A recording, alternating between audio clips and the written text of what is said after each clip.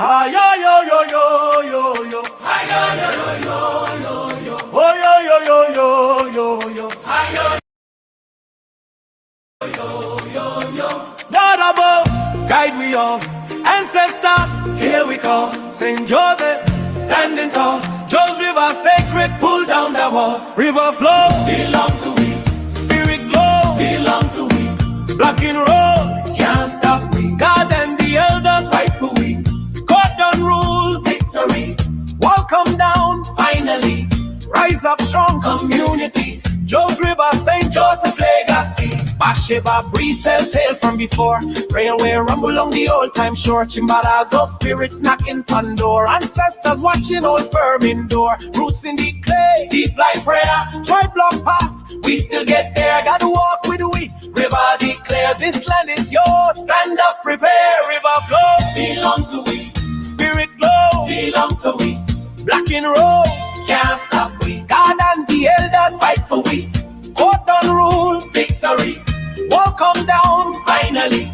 Rise up strong, community. Joe's River, St. Joseph legacy. Private sign up, try claim the space. Locals vex, hurt, show up on face. Foreign hand, try step out of place. But God and we ancestors lock the base. Villagers gather one heartbeat. Barefoot prayers rise in the heat. Courtroom shake when the truth repeat. Pull down that wall, river is we. River flow, belong to we.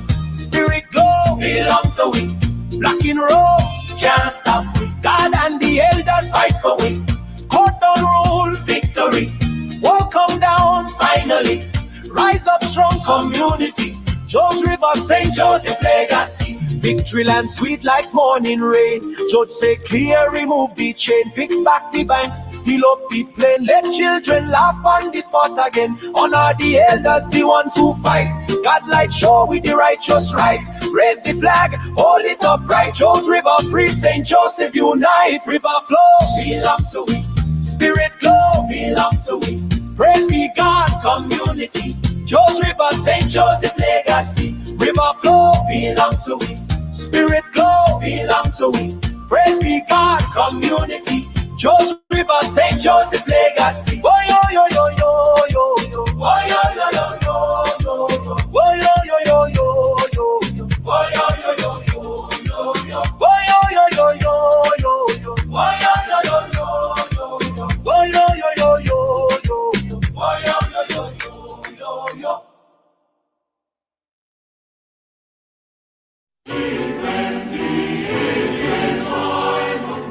When these dwelling was your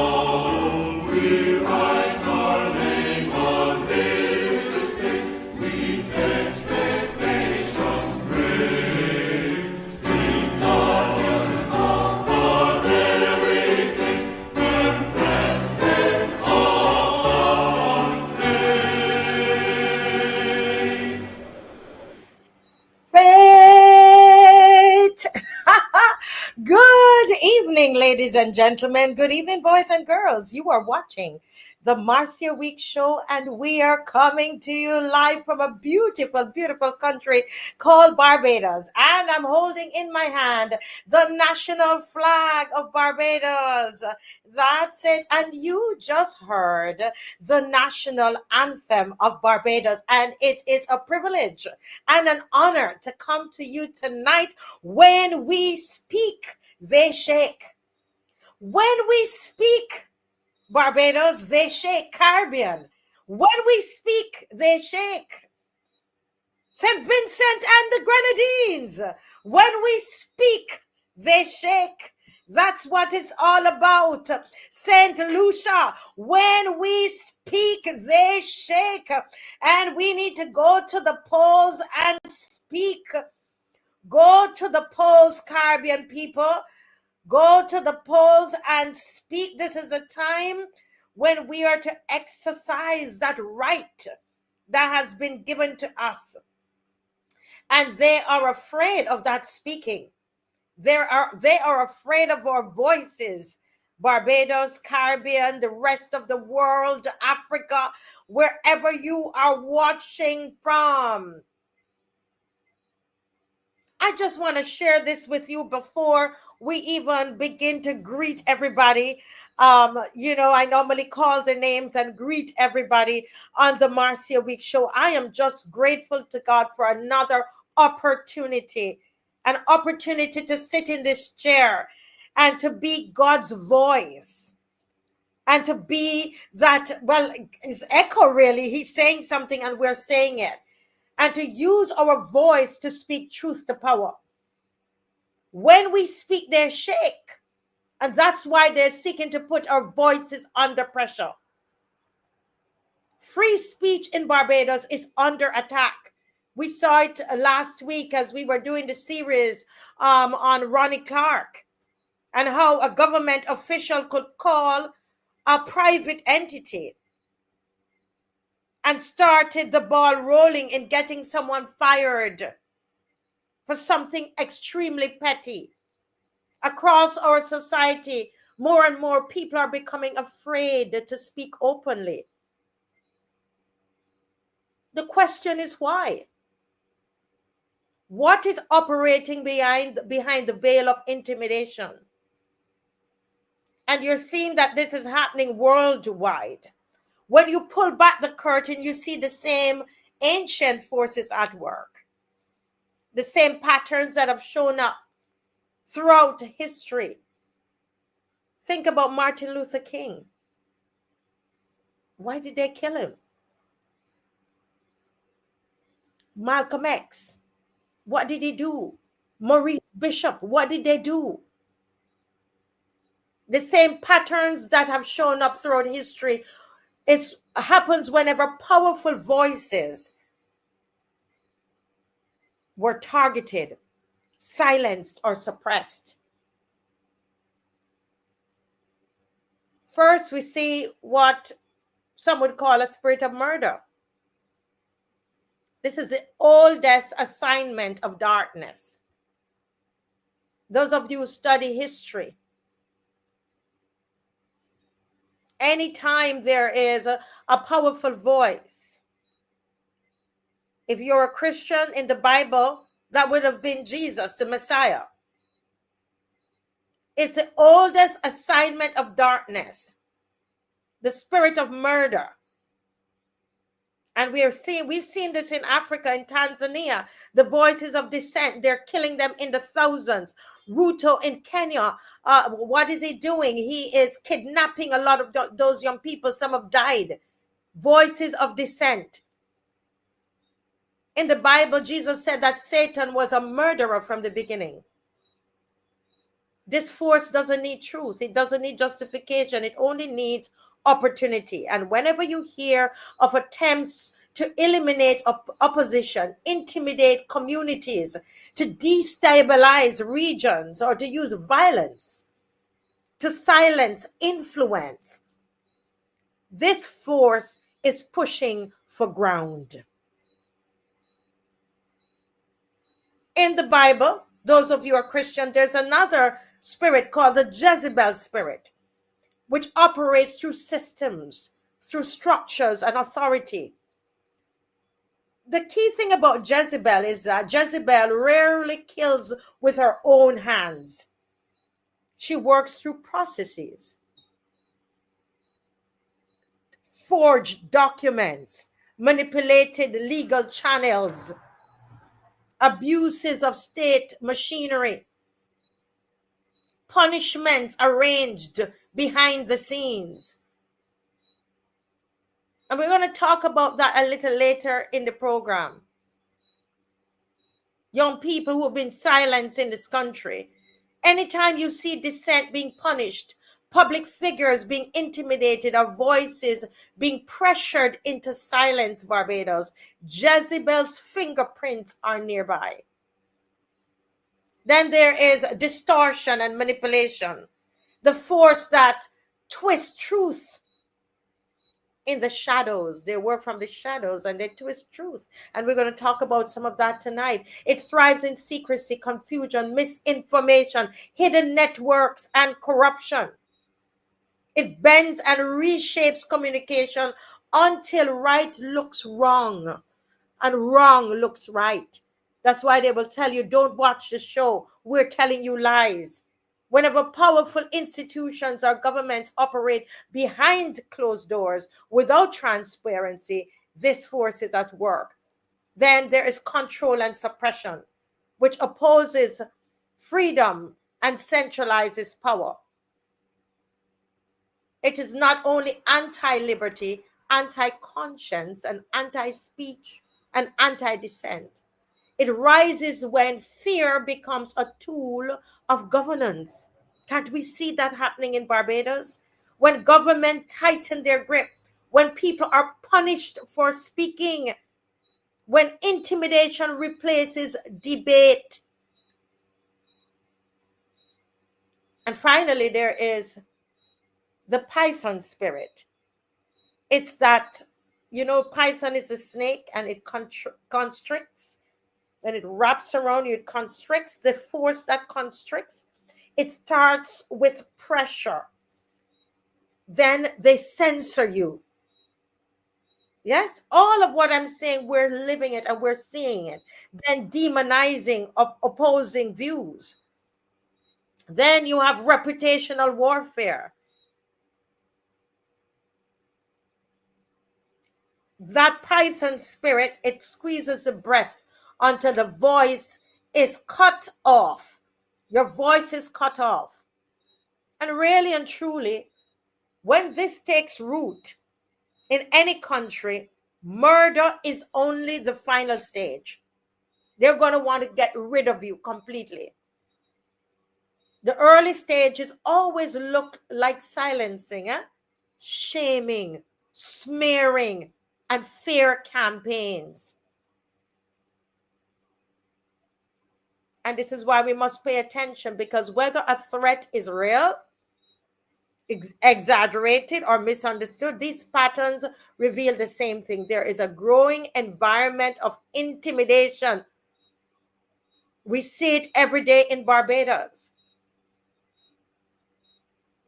A rising hostility towards open dialogue.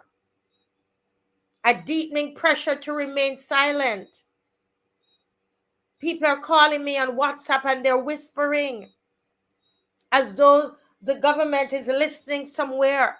They don't want to talk on the phone. I want to tell you something, Miss Weeks, but I'm afraid to tell you on the phone. This is not about personalities, guys. It's not about political tribes. This is not flesh and blood we're dealing with. The Bible tells us plainly that principalities and powers influence the affairs of nations. And I'm saying to you tonight, there is a demonic entity that is seeking to influence the affairs of Barbados. It's seeking to cripple the voices in Barbados. Every unjust ruler in scripture thrive when people are silent, and that demonic entity that sits above, is trying to sit above this nation, that Pharaoh, That Ahab from the Bible, you remember Herod? Those are principalities and powers and rulers. The pattern has never changed. When freedom of speech is restricted, everything else collapses with it.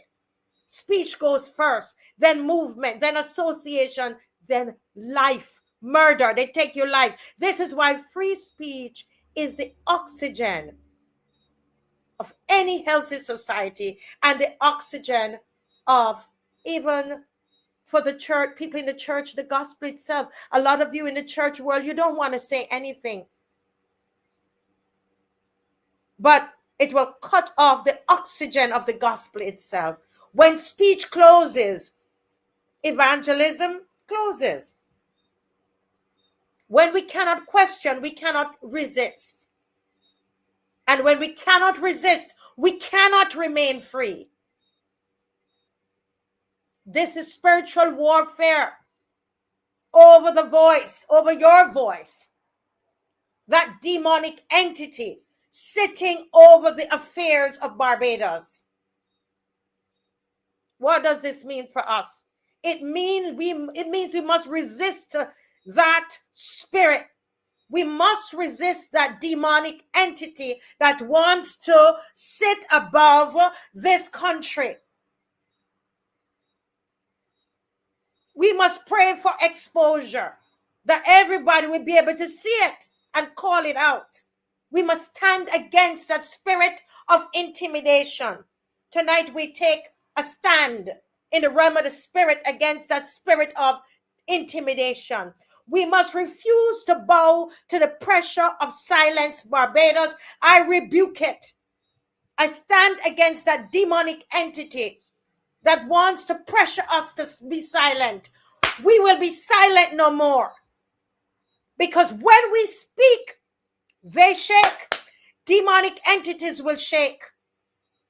When we speak, every spirit that is lodged in the atmosphere over Barbados, we speak tonight and we shake it.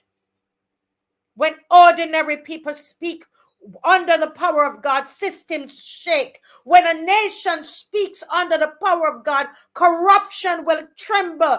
When the righteous speak, darkness loses ground. And when the people of God speak truth, spiritual powers are shattered. Anybody out there identify as a people of God? Do you understand the power that we have? When the people of God speak truth, spiritual powers are shattered. When we speak, they must shake. This is not the hour of silence for Barbados. This is not the hour for fear for Barbados. This is the hour for us to speak boldly, fearlessly, and without apology. Because the enemy's greatest weapon against us in Barbados, what is it? It's silence. But our greatest weapon is an anointed voice, a voice speaking under the power of God. Is our greatest weapon against every demonic entity that is being shattered right now. When we speak, they must shake.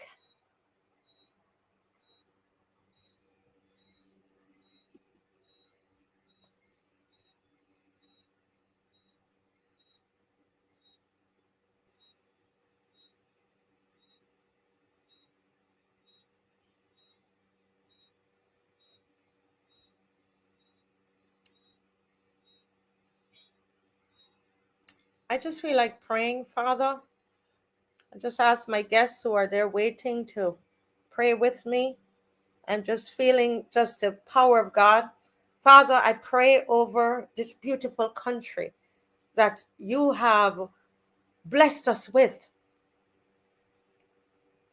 And we call the purpose of God over this country. We are not abandoning this country. We're not abandoning the purposes of Barbados. We will not abandon the purposes of Barbados. We will hold on to you, God, until it breaks. We are not afraid. We are not afraid. Everybody write in the comment section, I am not afraid. Everybody write in the comment section right now, I am not afraid. I am not afraid. I am not afraid. Joe's River tells us we don't need to be afraid. Joe's River tells us we don't need to be afraid. Every wall must come down. Every deity must come down. Every principality must come down. If a judge can say it, if a judge, an earthly judge says, take down those walls, can you imagine what our creator God is saying over Barbados tonight? There is no principality or power that will rule in this country. Every demonic entity that wants to govern through political parties, we bring you down to be subjected to the power of God. You can't be afraid. Look at what God did for us, for Joe's River. It's an example for us. And look at what the judge said. The judge said the walls must come down. That's an earthly judge. How dare them try to stop our voices, take jobs from young people because they speak out, take bread from people, investigate people. How dare you? And I'm not talking to individuals now. I'm talking to that principality that is seeking to silence people and just to have a one-party state in this country. You will not conquer.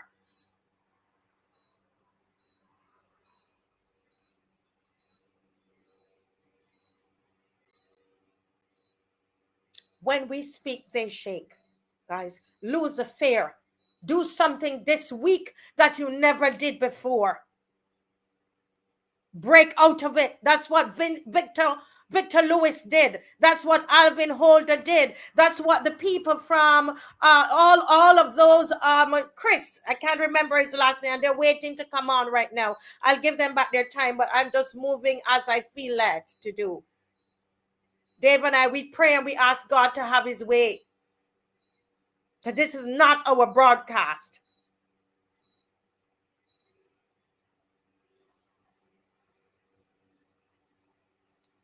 All we have to do is to make up our minds.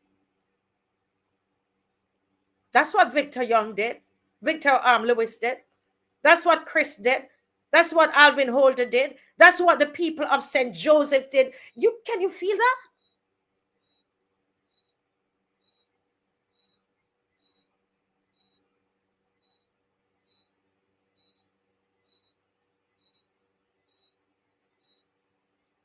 Let the powers that be know we will not morph into one political party in this country. We will not succumb to dictatorship. And some of you don't mind me speak the scriptures. Well, when I speak like that, you say I'm being political. But what do you think are principalities and powers? You think those are imps? When the Bible talk about rulers, what do you think those are?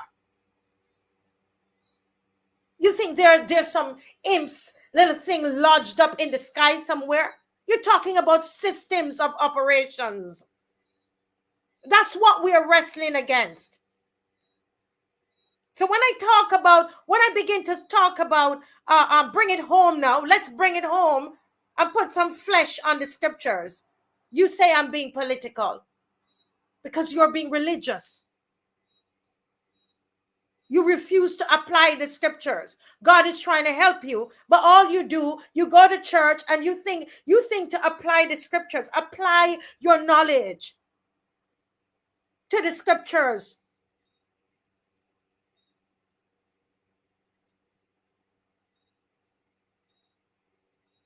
And so I am addressing the principality in this country that wants everybody to morph into one party. No, that's wrong. That is wrong. And if nobody else wants to say it, I am going to say it.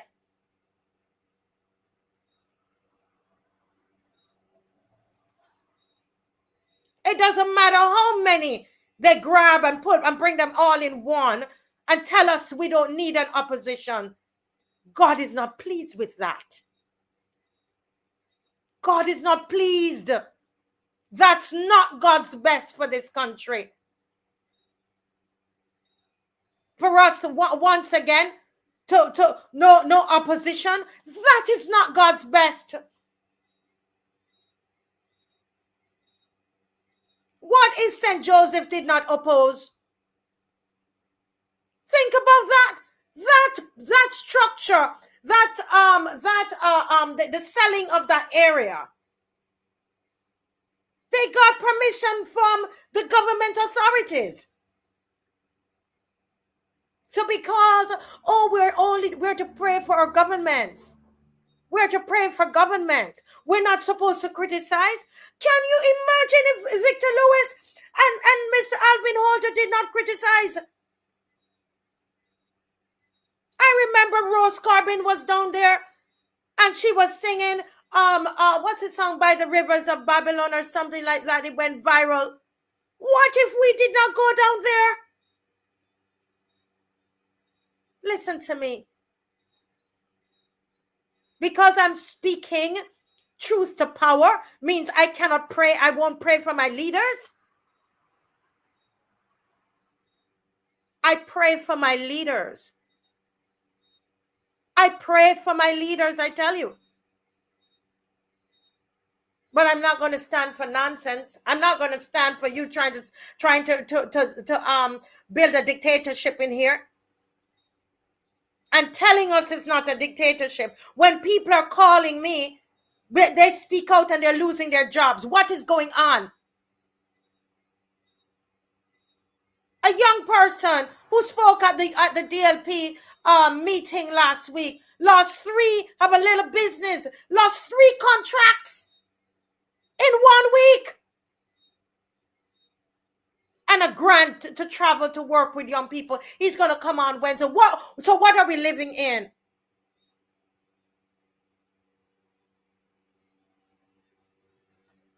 But we're going to come back to this, and we're going to come back to this.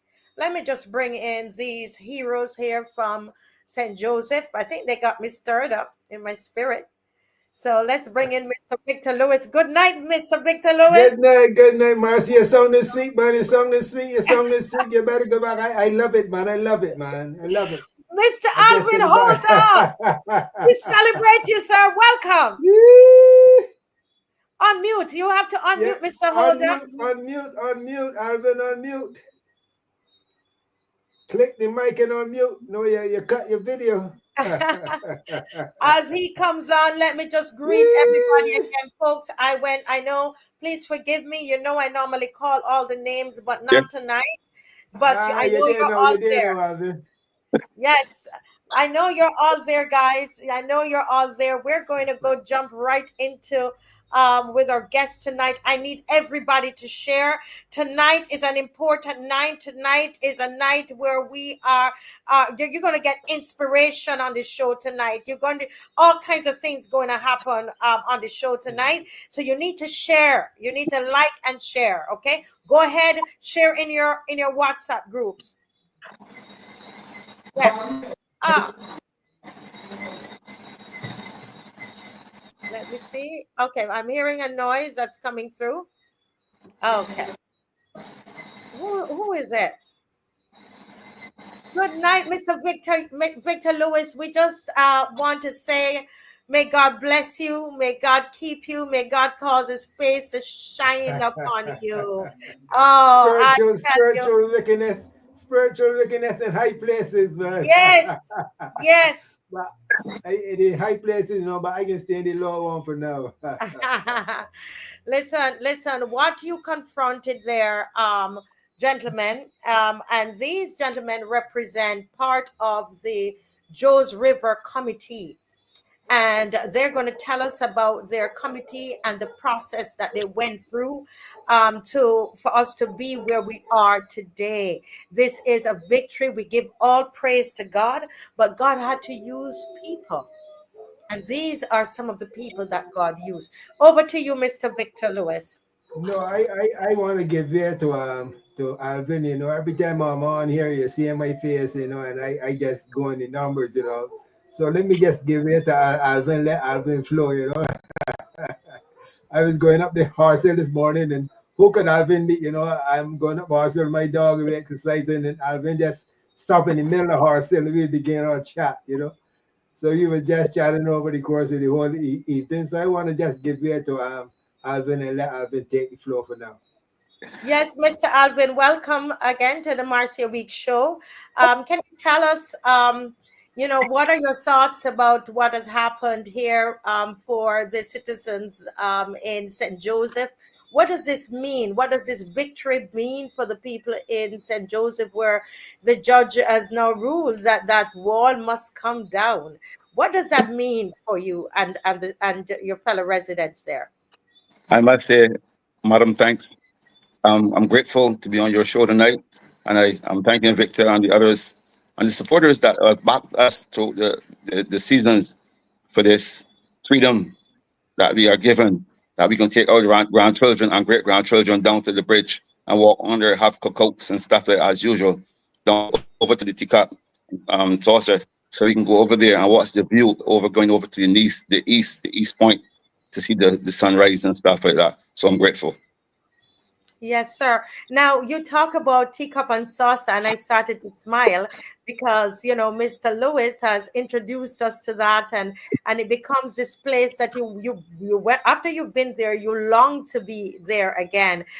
Is this a place you frequented when you were a child, with your parents? What about this space? What makes this space so special to you? Well, in earlier days, we used to go to the river with the senior guys who used to teach us the river and stuff like that, how to make the rods and to thread the hooks and stuff like that. So, in going over to the teacup and saucer, we also used to in the season we would pick grapes and cashews and stuff like that there any in the season. And my father as well, he worked there on the bridge, as we can see. He worked there Oh, on that bridge several years as a boy. But going back to the teacup and saucer, uh, it's a good experience to going out there and taking the views. And the fellas will come over there and tell us where to swim and where not to swim. So it was a good experience as well. As a young man going up and listening to the older fellas. wow, wow, wow. And so when you saw that wall going up, I'm sure you went there and you saw that wall going up, sir. What tell me what's the first, be honest, what's the first emotion that you had when you went there, you saw the wall going up after having all of that, those memories? Well, as a young man growing up as well, we used to use that entrance to go to fish in the river and stuff like that. And seeing the wall, I know that that was part of our ancestors and stuff like that would have taken us down to the beach and through the rivers to take a fish. So that was a great um, um, feeling.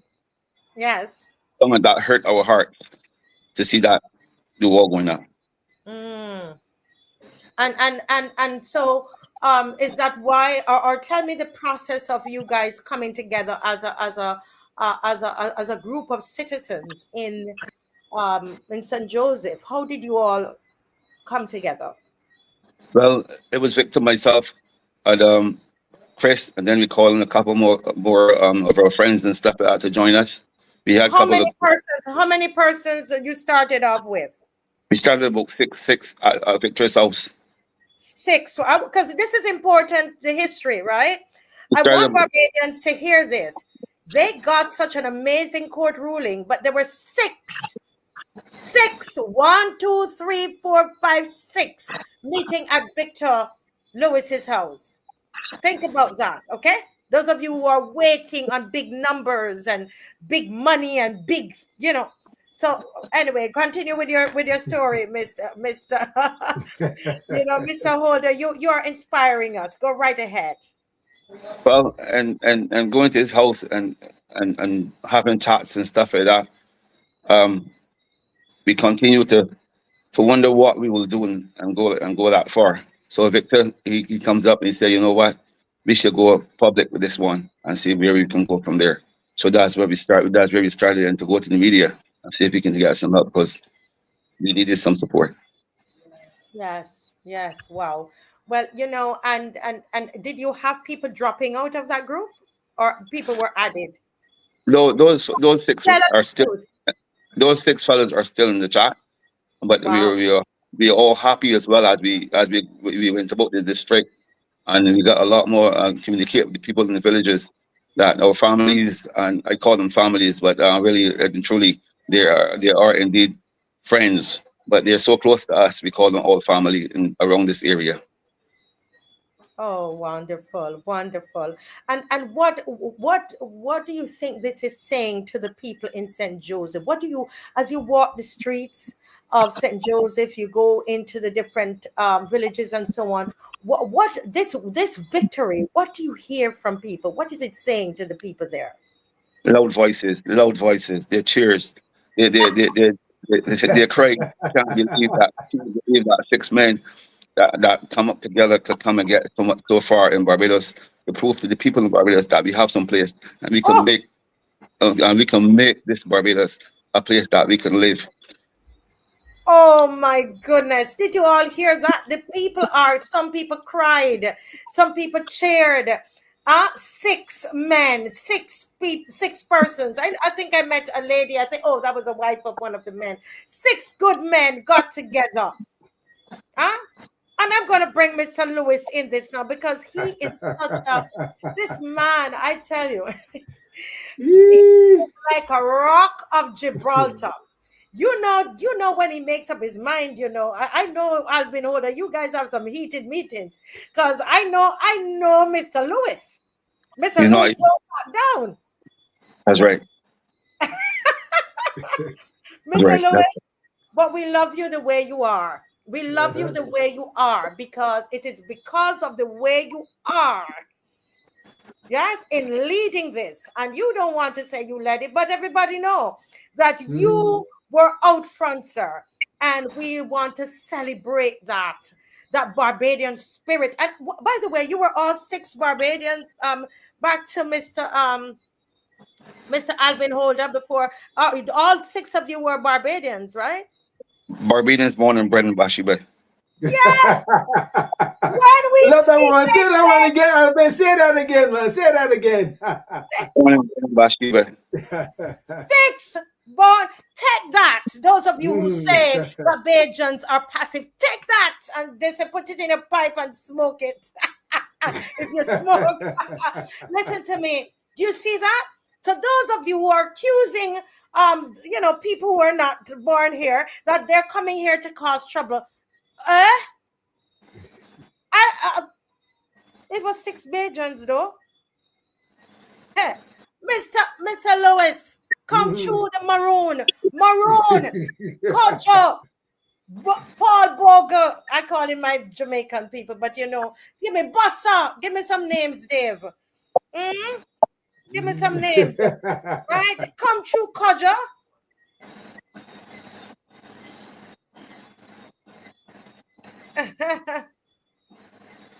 No, my Bajan people are not passive. Stop saying that. Stop repeating a lie.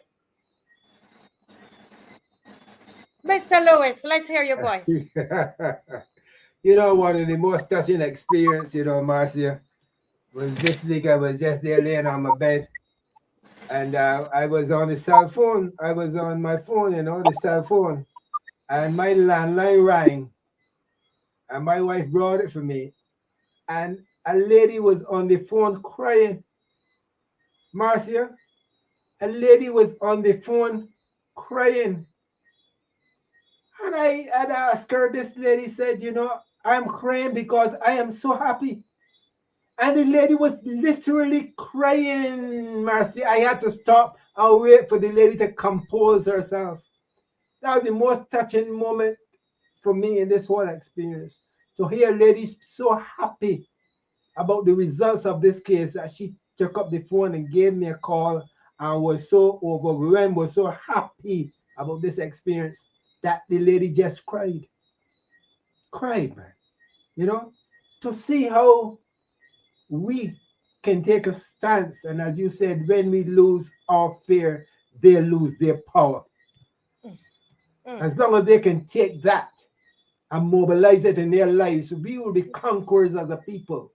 We just can't sit back and allow the things that Marcia, I said that I have a thesis, but I can't start the thesis tonight. Whenever you call me and I coming in, but I got a whole lot to say. Listen, you need to come in every night. You Every need to night. be sitting on here. I'm serious. You need to be sitting on here. We're in a moment. And we're not going to lose this moment. All the way till Sunday. You need to be on here every single night. I know you can't come Friday, but every night I'm making room for you. Okay? Continue, sir. Yes, man. I was talking with Chris today, but because Chris first said, he sent his thanks to all the members of the community for their support. He would not be here. He would not be back in Barbados, hopefully not somewhere around the December area. We were hoping to get Maria Allman also on the show tonight, but she says, she'll be there come bank holiday. So, you'll be able to get a chance to greet her also, because there have been a lot of contributors. As Alvin rightfully said, there were 6 of us who started out, and the first committee meeting was right here by me, and we don't mix matters, and I really enjoyed listening to Alvin. He is very concerned about what's happening in the area of Bathsheba and in Barbados in general, and I'm certain that this will not just be a moment where we celebrate as a people here in St. Joseph, but where we bind ourselves with other members of our community to look forward for a better development of this country. I heard my name was called yesterday at Grantley Adams School. That's wonderful. I heard that the Prime Minister, called my name, Victor Lewis and Chris Oliver. But I have a lot to say to her. I have a lot to say to her in the capacity being head of planning and development, because it is because of her that I find myself in court. It's because of the mistake that she made as Prime Minister of this country, as head of planning and development. That is why we are in this. And we cannot afford to have some person at the helm of this country who is setting the level of example, poor decisions. And that one, the implications of that decision, how it hurt the people, how it has caused so many of us now to feel so much fear. And I heard you talk about all this fear, Marcia. You talk about it, but I get letters coming home here to my house too, all kind of letters. I probably didn't tell you about all of them, but they're coming. But that don't worry me, because I keep my God in front. He will always, and he has also said in his word that he that loses his life for my sake shall gain it. So and I want to jump in here as you're talking about letters. Some people don't understand what you're saying, Mr. Holder. Some people don't understand that Victor receives letters from people who wants him to shut up, and nasty letters that come to his home, and they try to intimidate some of the people on the show with letters. Some people have stacks and stacks of letters piled up, and look at the good that he's doing. Why would they want Victor to stop? I would want to say to you, Marcia, that when I first started out, how many people were on my back? Don't go on the Marcia Big Show, but you know how long I've been here now. And, and I hope that I will be a lifelong member. Oh, definitely.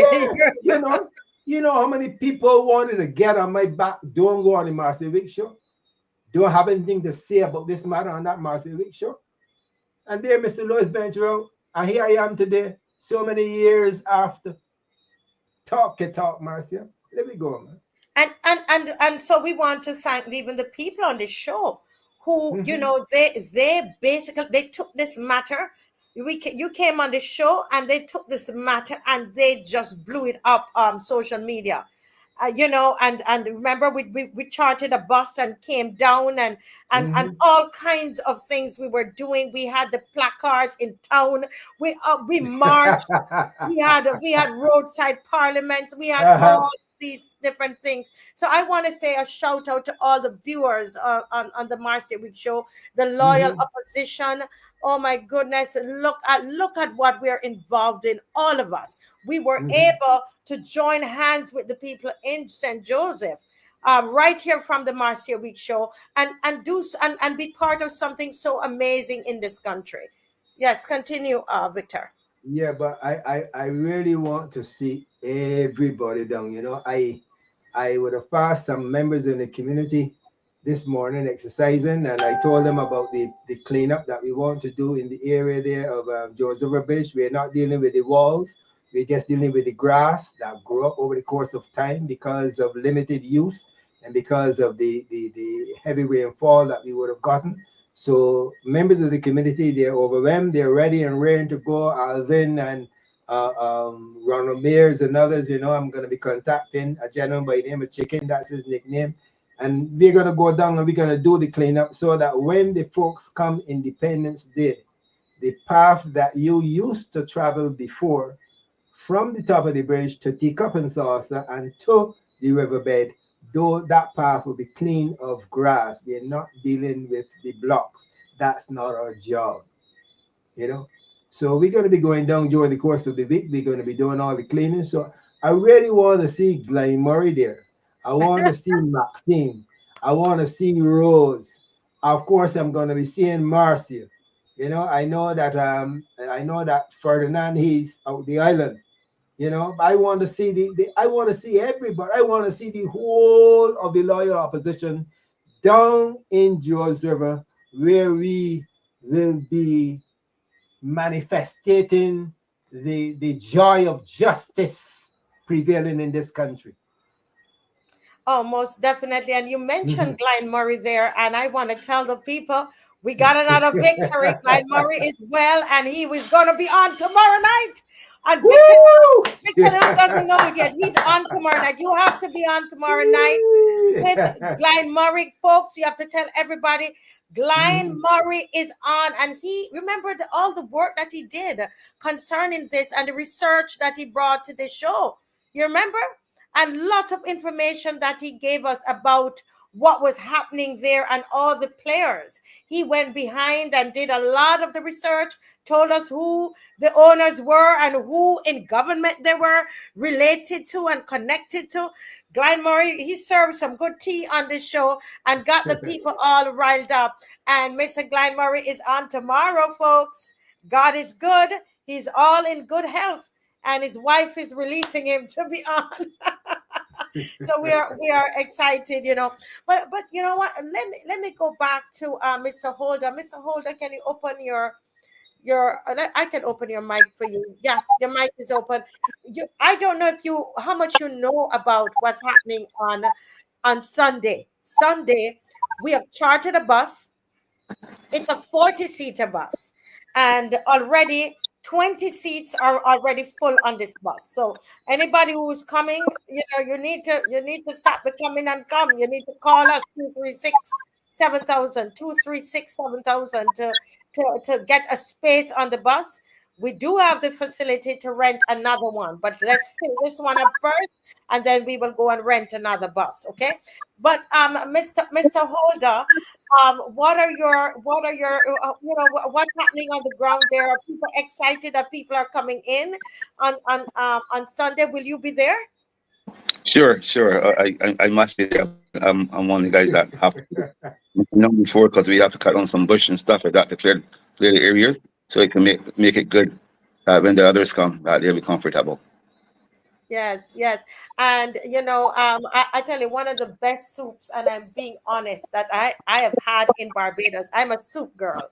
You know, that's a Jamaican thing. We will drink soup as fast food. Actually, they sell it on the streets in Jamaica, like, you know, street food. Soup Yeah. is a street food in Jamaica. Yeah, a cup of soup is like a street food. And when I go to Joe's River, I get that taste. There's something about that soup, man. And that's my friend, what's his name, Barrow? McDonald. McDonald, man. McDonald make the best soup, and I'm looking forward to that McDonald and the roast breadfruit, the nice yellow meat breadfruit with the butter and all of that. We're going to be having that at Joe's River. Listen, Mr. Holder, you cooking though? You cooking, Mr. Holder? Well, I'll be in the background there. I'm one of the chief chefs, so I'll be there. It seems like all these St. Joseph people can cook. Yeah, man. Oh my lordy, listen, I come in with my belly, but I'm making sure that I'm ready to eat up and everything. So listen, Mr. Lewis, should we bring our bowls, or are you gonna have bowls? Soup bowls. What should we do? Listen, this is the moment that we celebrating, so don't worry about the bowls. Don't worry about the bowls, because some person might go there and bring a big bowl so and carry it. The whole pot, so Mr. Lewis, that would be me. Okay, you're talking about McDonald's. You're talking about McDonald's soup. So, Mr.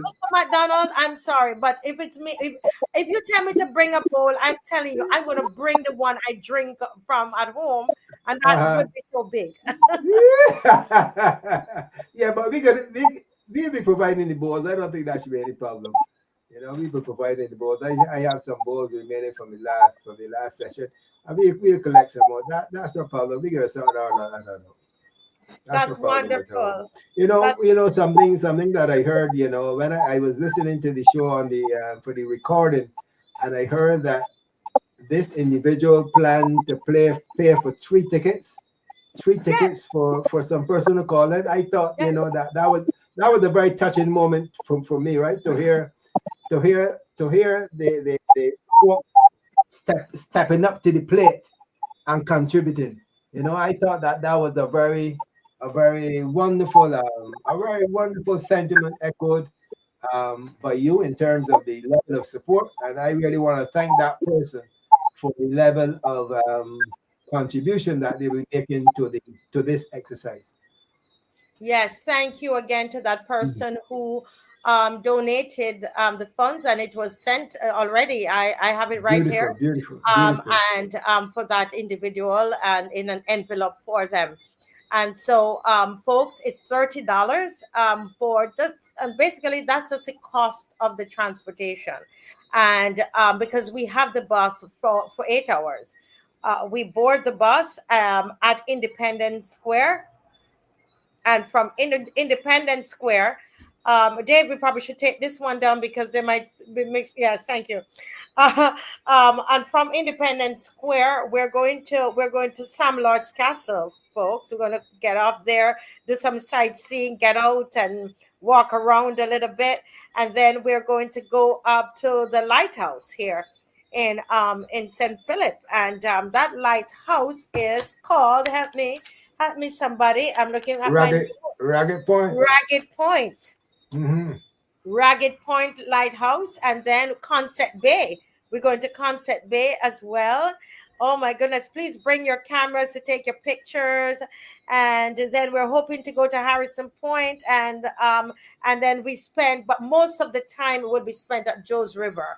But we're going to just use that little time to drive around. It's Independence Day. We want to celebrate what God has blessed us with. But Mr. Lewis, before we go, we have 5 minutes. I know that in the middle of this fight that we had for Joe's River, there was a wonderful lady, and no, this woman, I tell you, I mean, she means so much to this story that I actually wrote about her in my book. And I don't know if Dave would kindly come and help me to get one of these books to show everybody. Miss Shirley Mears? No, her name is Crystal Haynes. Oh, Crystal. Dr. Have mercy, Dr. boy. Ooh. Crystal Haynes. Wow, wow, wow, wow, wow, wow, wow, wow, wow. Let me say to you, you know, it is rather interesting that you said that because I spoke to VOB, I spoke to Voice of Barbados, I spoke to Barbados today, VOB Barbados today, and the Nation News. I spoke to all of them, and I mentioned in all of my audio the whole fact that this green space that is now reserved for us, in actual fact, was echoed by Crystal Haynes when she sought to bring to the public of this nation that we need to be able to maintain the green spaces in this country. And we here at Bashbo, we just said about echoing the same view. And you know that nobody mentioned it, nobody brought that level of audio or in the print media from either Nation News, Barbados Today, CBC, or No, otherwise. I think one of them printed it. One of them. Yes, Well, one printed it. my deepest apologies. So just let me know the media house that Yes, did it I'll tell you. I because think it might. Somebody can look. So if somebody check my. I think she tagged me on Facebook.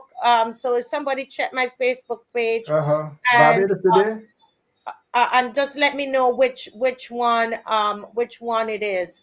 But this Yeah. lady on here, I mean, Mm-hmm. I tell you, she Mm-hmm. inspired both of us. I remember us talking about her a lot, even as we were Mm-hmm. planning anything for Joe's River, Holetown.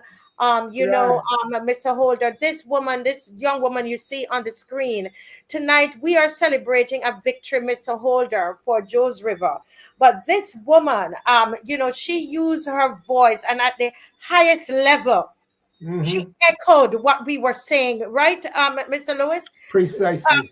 Dr. Crystal Haynes, she echoed what we were saying at the highest level that she could do it in the Senate. Mm-hmm. And as we celebrate tonight, and as we must not forget her and the power that her voice But brought let me and say it. energy. Let Go me ahead. say it. Let me say the Crystal. I want to say the Crystal Haynes now. Find yourself up at George River. Come Independence Day. We want to see your face in the place. Yes, bring the family, and you know Oh what? yes. No, don't let any. This is not a political anything because that's what they like to do, to say, to keep people away from what we have to Mm-hmm. do. And Mm-hmm.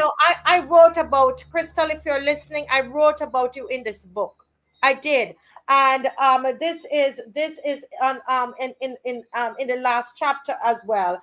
And I said an example from our own backyard. The name of the book is "When We Lose Our Fair, They Lose Their Power." And I said, consider the experience of Senator Dr. Crystal Haynes, one of the youngest members of the Barbados Senate, who once stood as a beacon of courage in a political landscape dominated by conformity, right? For years, Dr. Haynes was a strong advocate for policies championed by the Mia Mottley government, operating within a parliament that, due to the overwhelming majority of ruling seats, often rubber stamped proposals with little opposition. In such an environment, right, dissent was a rarity and change was stifled by fear and inaction. Yet, yet, tiny little yet. Say Esther, that again. yet in Mm-hmm. February 2024, let Barbados never forget it. This woman stood up in the Senate. Let me Mm-hmm. get back to my reading.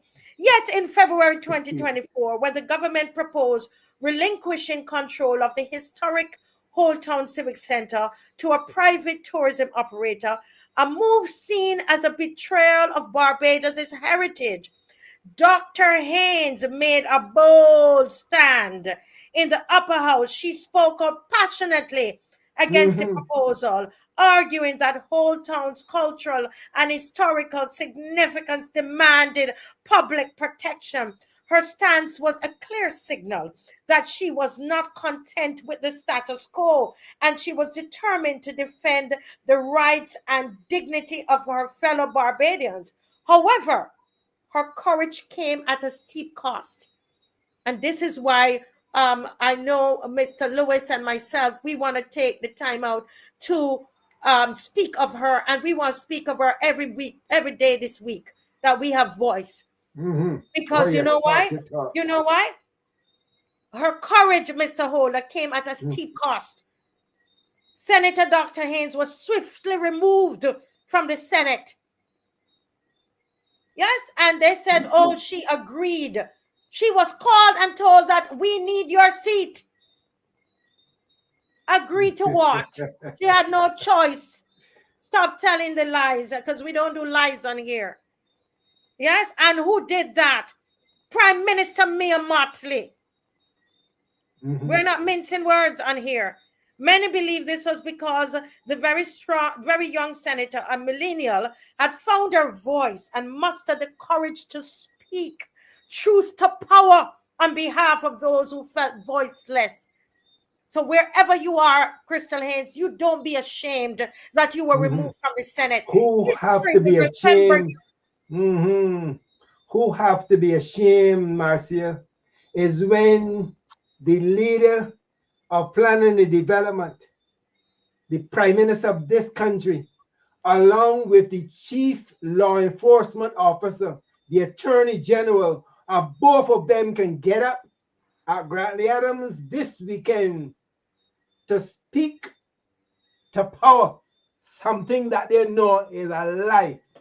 Lie to the extent that both of them knew, both the Attorney General, Chief Law Enforcement Officer, and the Prime Minister of this country knew very well, both of them, not only the Prime Minister of Barbados, because I saw it written in that document that Dale Marshall is saying that he feels vindicated, not he feels, but that the people of Bathsheba feels vindicated. Vindicated clearly meaning that they are freed of something that was done wrong to them. Yes. Yes.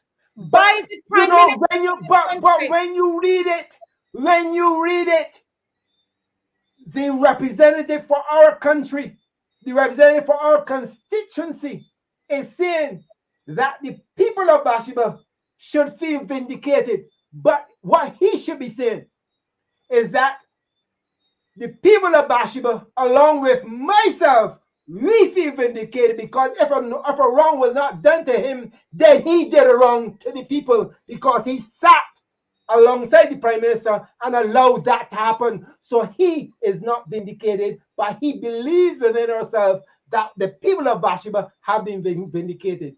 Why? Why? That is another lie told by the constituency representative, the Attorney General, and the Prime Minister of that country, both lawyers, both of them being lawyers, well au fait with the laws of this country, knew very well that what they were doing was wrong, and they were so deceitful in doing it. You know, what they called a generous gift to this country. Marcia, let me hold myself a bit. It all coming in the thesis.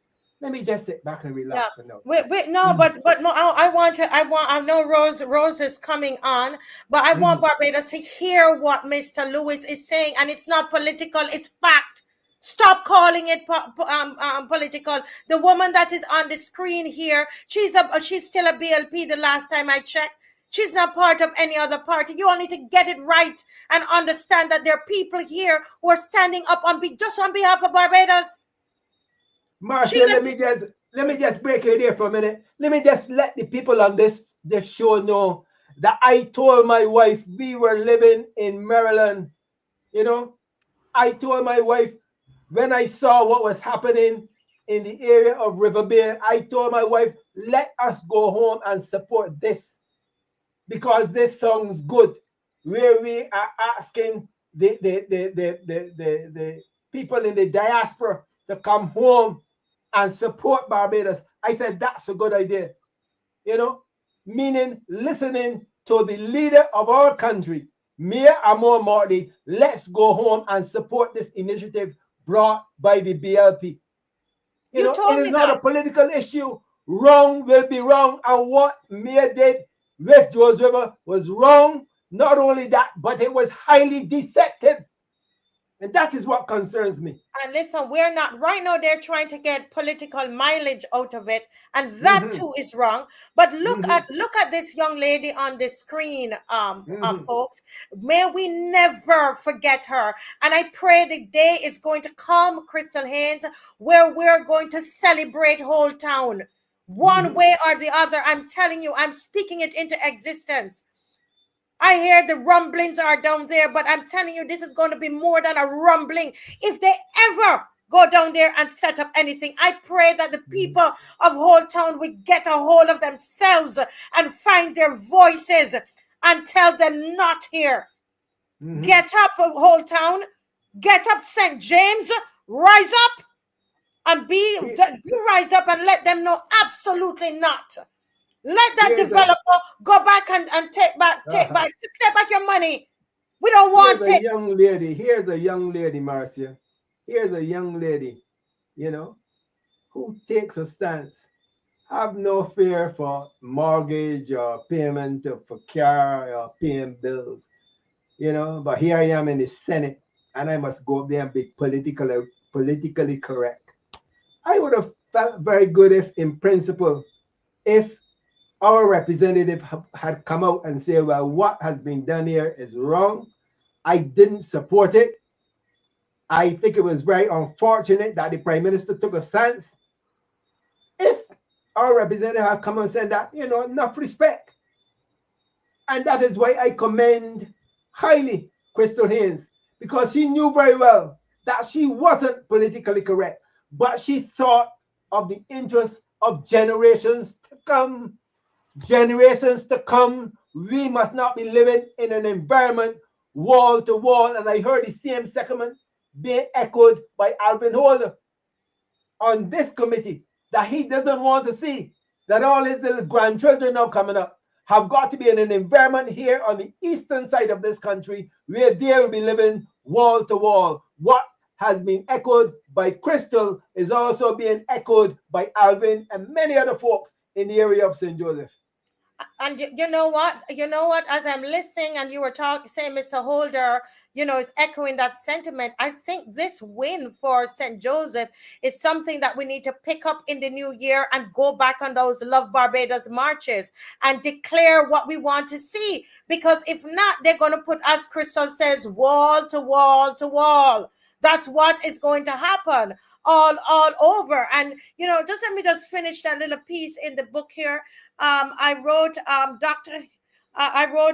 like the biblical character Esther, who risked everything to save her people.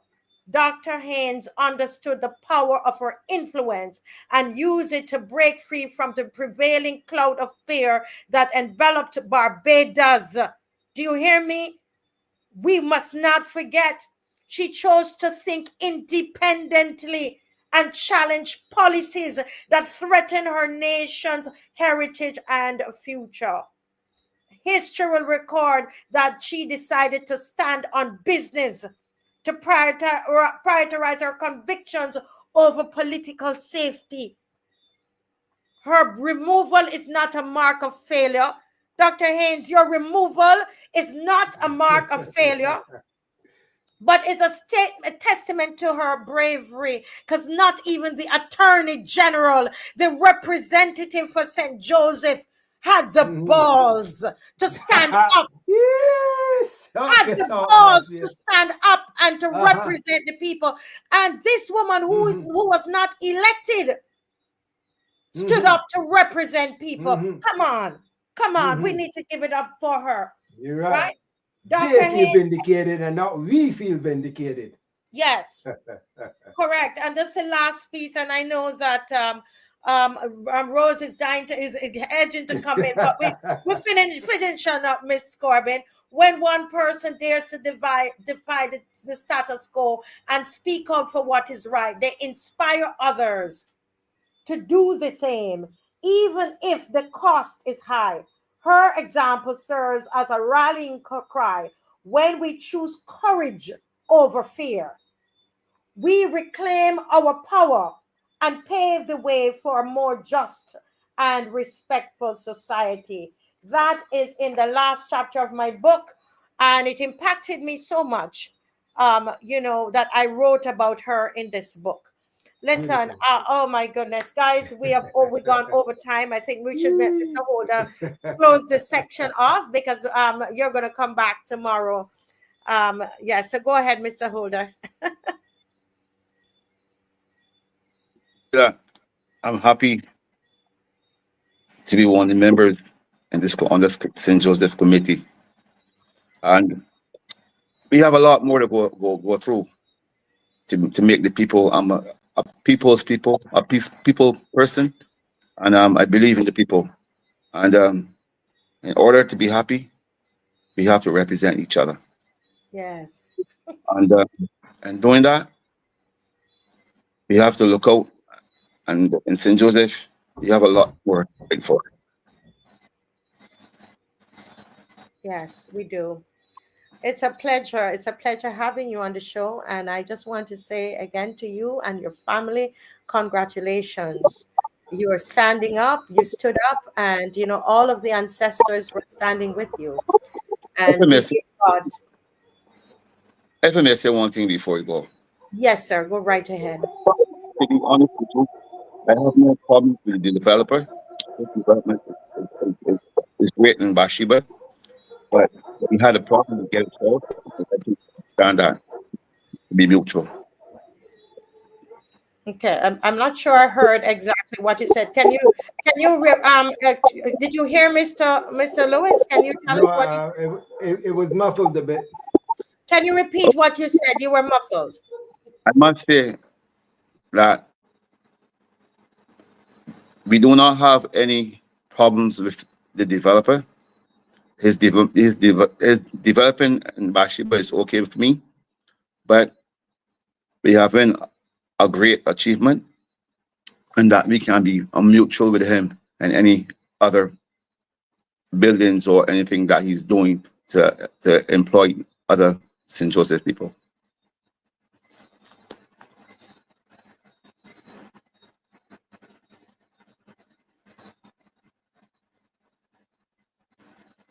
Yes, whatever, bear in mind the people that you came there and saw. That's all we're saying.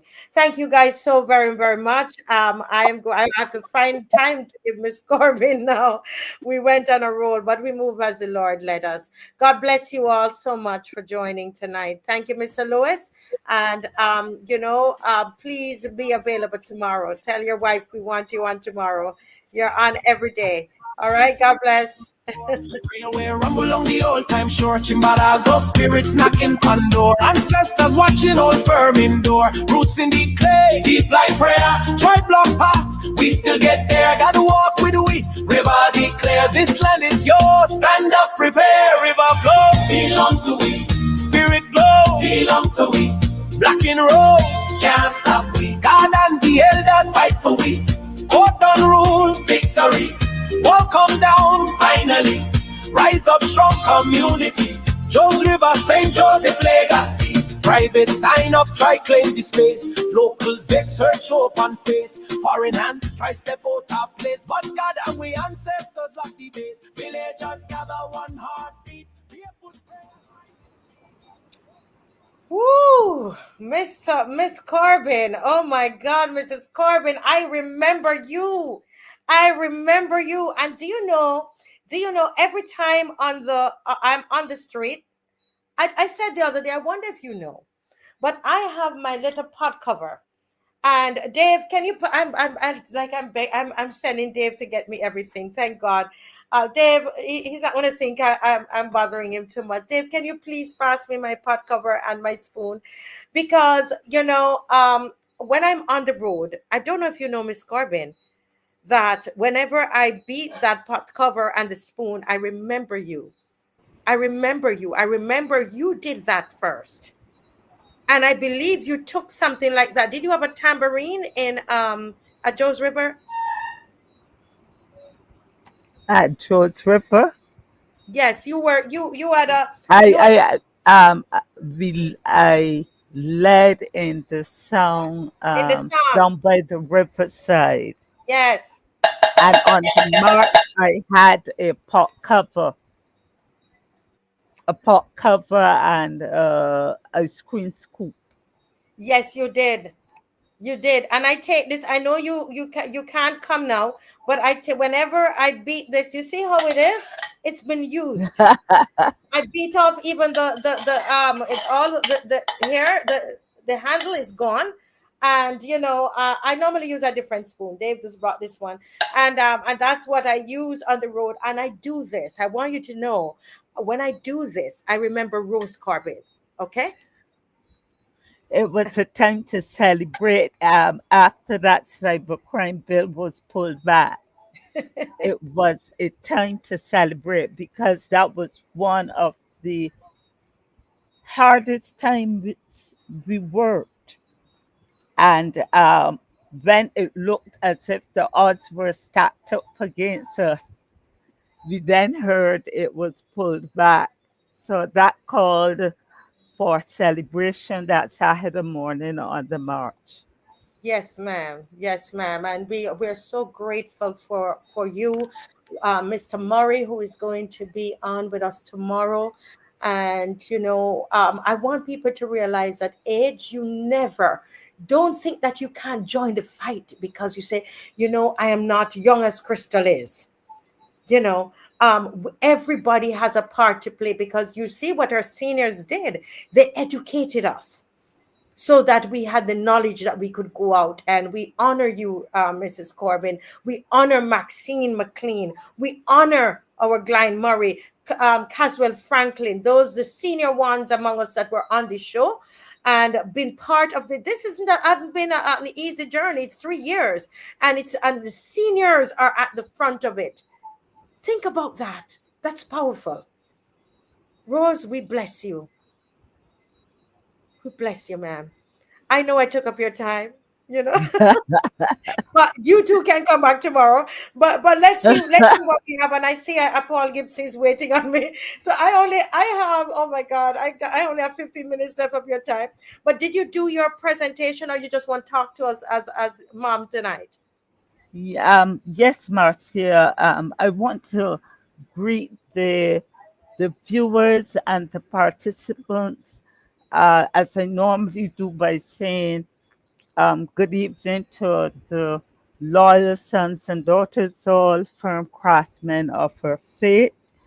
And I want to say how humble and what an honor and privilege it was to sit backstage and listen to the two gentlemen, to Victor and the other gentleman, is Oliver, not too sure, but to see Mr. what, Holder, Alvin Holder.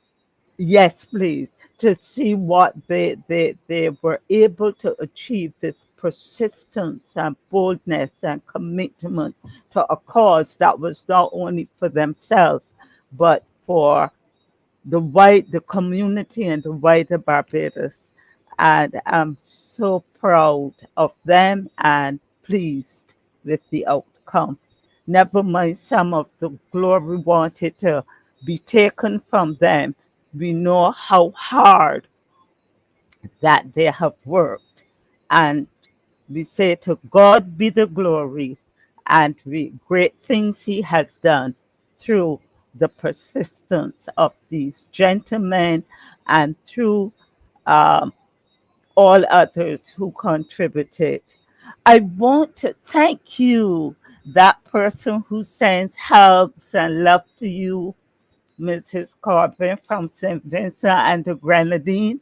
I'm coming down by you in a couple of minutes, not like the group that went in earlier last week, but I'm coming in support of what should be a semblance of good practice of democracy. So I am here, and it's because of what's happening in St. Vincent in the Grenadines, I share tonight. You would remember, viewers, that on Friday night it was, I called in and I shared briefly on the occurrences in St. Vincent and the Grenadines as reported of the group that came in from Barbados, from the Barbados Labour Party, and we were told that, and our own research here shows that there are public servants who would have um, gone down to St. Vincent as you are preparing. St. Vincent and the Grenadines, they're preparing for election. And so, Marcia, I had my PowerPoints, I had my audios, my visuals, but everything, it seems as though they were King of Persia stopping me this evening from getting what I have to do. But we persisted with this one. And what do you see? A bull in the china shop. And you are very much aware persons of that idiom, like a bull in a china shop, all tongue twisted.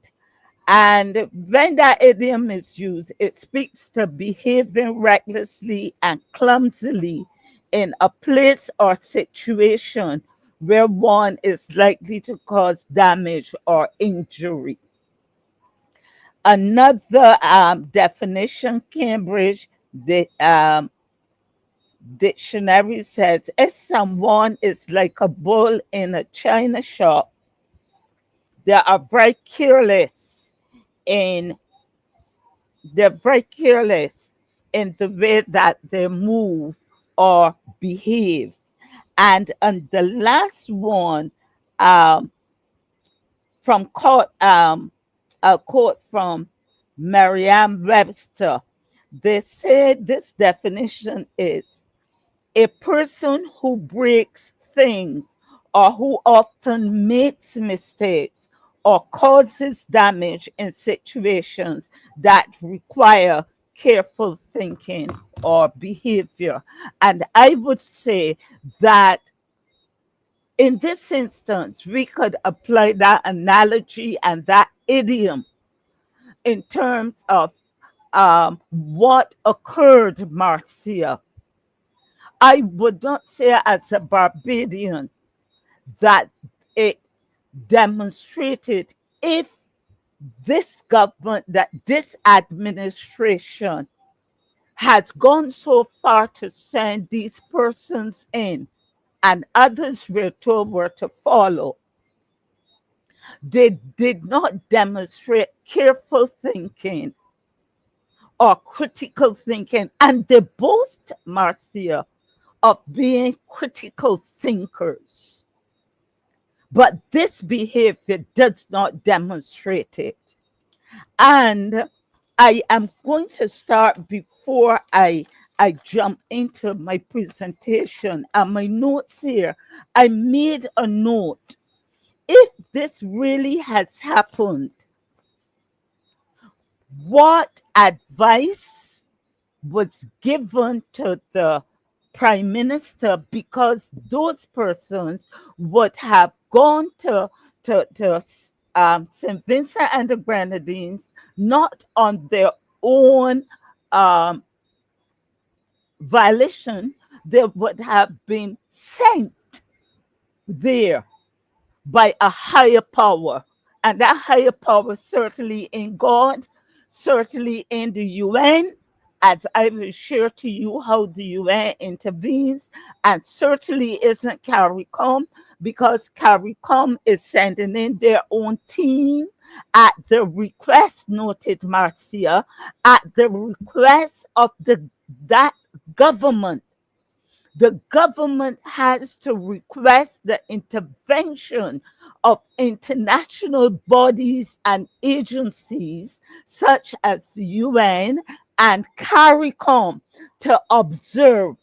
And these persons go in before, they are there during the elections, and they stay for a period post-election in some cases. I am asking, on whose advice did the Prime Minister act? Did she consult with her foreign ministers?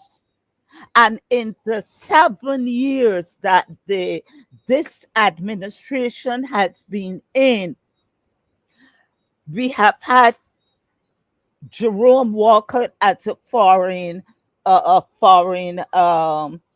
minister. We've had Sandra Husbands. We've had Kerry Simmons, the current one. Were they consulted, and were they in a position to say, ma'am, you cannot do that? You see where I'm coming from, Marcia? That she could have gone to Dame Billy Miller, who was also a foreign affairs minister, and who on several occasions was part of the international team that would have gone out to monitor elections in other jurisdictions. What about the AG? He's ever so clever. Why was his advice sought? Or did he go and pull at her and say, no, don't do that, ma'am? What about the Minister of Home Affairs, Abrams? Because he's a big lawyer, a legal whiz. What about the ambassador to CARICOM, David Commission? Did he say no? He's always out there talking about all matters, but there are some on which he is so silent. What about the Sherpa? You remember the term Sherpa? The heavy lifter, Tom Thompson, who served as a UN ambassador at the highest level. Could she not have advised and say there should be no interference according to the UN resolutions based on the Charter of 1960? And I'm going to start back from there quickly, Marcia. I'm going to summarize, and I'm going to tell the persons from St. Vincent and the Grenadines that if you observe any interference that contravenes the resolutions and in the charter of the UN, you can go take the matter to the United Nations Court of Human Rights. It is in there. You can appeal, you can report to them. This, Marcia, is not an innocent game. It has implications for how elections are conducted even here in Barbados. Because if you can be so blatant to violate the UN regulation and resolutions and interfere in the electoral process of another jurisdiction, my concerns are what will happen in Barbados. And we have now to be on our tippy toes and on our get set ready to go. So let me quickly educate ourselves on what the UN says. The UN says in 1960, as more countries were going into independence and were pulling away from colonization, the UN came up with a set of resolutions which formed the UN Charter for respect. I did my research. I didn't go to AI to get that watered down information. I went to the UN platform and did my research.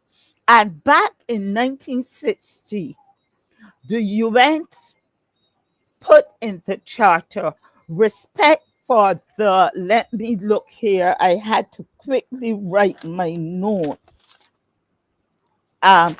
Pardon me, Marcia, I'm getting there very quickly. Yes, here. The UN has always passed resolutions on the non-interference in the internal affairs of states in their electoral process, dating back to 1960. Resolutions promote and stress respect of national sovereignty without external interference. Any activities, and it continues, any activities that attempt directly or indirectly to interfere in the free development of national electoral processes, especially in developing countries, or that are intended to sway the results of such processes, violate the spirit and letter of the principles established in the Charter of the in the Declaration on Principles of International Law concerning friendly relations and cooperations among states in accordance with the Charter of the UN. Therefore, the Prime Minister, and by extension the government of Barbados, if they are involved, as has been pointed out, they are in violation of that charter, and they are violating the spirit and letter of the principles established in the charter. This is not Rose Corbin being histrionic, being melodramatic. It is what is within the UN Charter and in the UN documents. Now, you would remember, what does the UN do? The UN refrains, and I'm summarizing from my notes, the UN refrains from intervening unless requested or called by the country. And here is where they intervene to strengthen democratic processes, electoral institutions, and national capacity to administer fair elections. That is if the country requests. They don't go in like a bull in the china shop. The Yes. country has to request, and apparently the country, St. Vincent and the Grenadines, they have requested through Ralph Gonsalves, CARICOM's observation, to come in as a team to assist with the monitoring of the election process and not to interfere. And out of that, from that team going in there, of which the Speaker of the House here in Barbados, Arthur Holder, Honorable Arthur Holder, is a member. At the end of that process, they will compile a report, submit to CARICOM, and that report will be made public to determine if the elections were free, fair, transparent, um, engaging all sectors, regardless of religion, race, color, creed, sexual orientation, disabilities, abilities, and they will prepare a report. My question, and it is not facetious, Marcia, Mhm. and it is not facetious, listeners. I am asking if those 5 persons who went in the red BLP shirts, were they part of the CARICOM team? And we know, Well, I know the CARICOM team. As far as I know, it came in the newspaper and the names were listed, and it's not their names. Those I all have right. a newspaper I article. don't know, Marcia. I am asking if the UN sent them in. Hmm. And I have not seen from any of my reading that the Prime Minister of St. Vincent and Grenadines asked for any assistance or monitoring observation from any international community or agency such as the UN or even the Commonwealth Secretariat. I have not seen that. But I'm asking you, Marcia, were these persons here part of the UN They were not. delegation They were or, not. or, or the Commonwealth No, Secretariat no, delegation? No, because no, they're not even they part of the are they electoral. there, Yeah. Marcia? And I'm conscious of the time. Are they there, Marcia, to monitor? Are they there to observe according to what CARICOM will be doing and what the UN stipulates that any external body or agency that is their role, monitoring, observing, reporting, and one of the other rules is that of contributing to the integrity of the elections. Are they contributing to the integrity of the election process? If there were, that news clip, that article would not have been circulated if the country in which the elections are occurring, if the country felt that they were adding value nationally and not being intrusive or interfering, and that they were perceived as contributing to the integrity of the election process. Yes. Yes. Now, they are asking UN stipulates, Marcia, also that any intervention should promote voter education. What voter education are they promoting? Yeah. Is Yeah. it partisan? Rose, let me tell you something, and I promise you, if you're available, you can come back on another night. But Yes, please. yes, I do have Paul there, but I look at, I begged you, Rose, prepare something. I know I don't have enough time, just for this moment. All right, so if you could take another, what, 3 minutes, and just to wrap up this segment, and then let's come back again with the slides. Okay, sorry Yes, about I that. am. I am wrapping up here to show that this is not a reactive response. Yes. It is a matter of concern.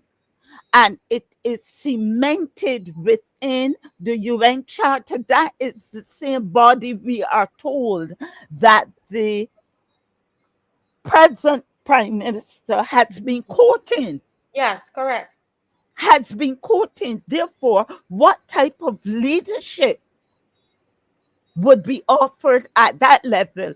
Don't you know what the charter says about non-interference in the sovereignty and the political process of another country jurisdiction by an external country?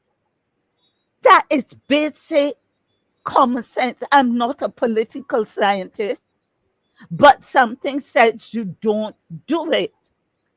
And David Thompson has been quoted, the late David Thompson has been quoted as saying, ever so welcome, wait till you get a call. But there are some calls, Marcia, that you shall say, no, I will not be part of that. I will not put my country at risk. I will not create cross territorial mistrust and back and forth amongst the citizens of my country and the other country. I cannot put my nation at risk like that. I cannot put CARICOM either at risk. But I am hearing, and Marcia, I didn't even be on Friday night. This was not out when I called in. And here we're having Professor Marshall saying, not the way. And he speaks to the same concerns that we are speaking to here. But you know, the only person who's clapping and lauding it? Wickham. P. Wickham. And he says that he really likes it. And this is the evolution of the new regional politics. Lie. That's what they are. That is what they're feeding people with. And so, Marcia, I am saying that already we are breathing that mistrust amongst ourselves. Kamla from Trinidad, PM Kamla, is speaking out.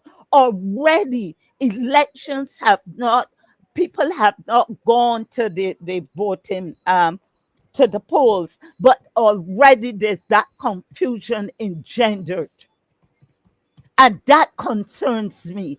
This is the Barbados when the Honorable Errol Barrow, can't remember all his titles now, went to the UN 6 days after we gained independence on the 6th of December. And he's quoted as saying, and I had a voice clip to send for my presentation.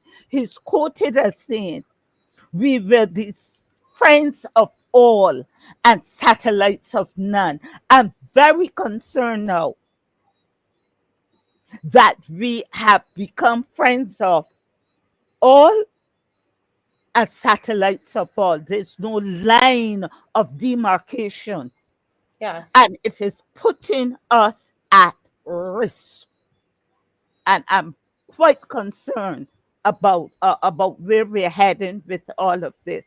I do encourage the people of St. Vincent and the Grenadines to be observant, and should you feel violated and you feel that there's not the transparency and the integrity of the election process is being compromised, you can appeal to, that is there in the UN. The UN works very closely with the United Nations Commission on Human Rights. And they say that you can, you can get some redress in that area. May God protect St. Vincent and the Grenadines from violence, from any kind of commotion that would intimidate and that would harm in this process. We pray for you, St. Vincent and the Grenadines, if you're listening, and we're telling Barbadians, be observant. Yes. And Yes. as you said, Marcia, be prayerful. Bless you, everybody. Thank you so much. And Thank thank you you. so much. Thank you Thank so you. much, Mrs. Corbin. And you just message me and let me know what you can do for this week again, because the elections are going to be on Thursday. So it's something that you can always add, and make some commentary. Okay. Thank you very much. Very educational as usual. Thank you. I thank you. Yes, ma'am. I And thank sorry you. to have to rush you like this. Thank you. Yes. Yes. Oh, wow. It's always an educational moment on the show. And I hope that a lot of you who were just, know you knew something wasn't right about it from Mrs. Corbin's presentation, you will know exactly why it was wrong. You will know. Well, I have on the screen here in the studio, one of my very good friends, Mr. Paul Gibson. People don't know that your children and my children, that we've been at Praise Academy together. We've been on boards together. You're in politics, but I know you outside of politics, and we share very strong ideals and belief. And so, seeing you here, sir, it's a reminder of that. And I thank you so much for joining us. Welcome again to the Marcy Week Show. You're muted. Yeah. Th- Thank you so much. It's so always good to be here, my friend Marcia. I know what you represent. I've seen your progress, your growth, your contribution to the earth, not just to Barbados, but in Africa, in Barbados, in Jamaica, in individual lives, in transformational politics, and in this case, as one of the leaders of the loyal opposition. Um, so thank you for having me on your show again. Well, thank you, Paul, for those kind Mhm. words and for your prayers. I know that every now and Thank again you. you will send me an encouraging word, and to let me know that Yes. you're praying for me, etc. And Yes. not just me, but for the entire team. And for that, Yes. we want to say thank you. Well, Paul, I was on Facebook today, Hmm. and I saw something that really alerted me. And Hmm. I said to myself, "Oh my goodness, what is this person saying? Right? What is this person saying?" I'm sorry, Yes. because I'm looking forward to read it word for word. But I know my people will find it and send it for me. Okay, because I don't subscribe to that particular page, or I don't know how I still get it, but I was on this particular page, and on the page, I'm going to say the page because I'm not here to attack anybody. That's not the spirit in which I'm doing it, but I really am Hmm. asking for some accountability, because something All like right. this is very, very serious. I was on Stephanie Chase's Facebook page, Chase Fan.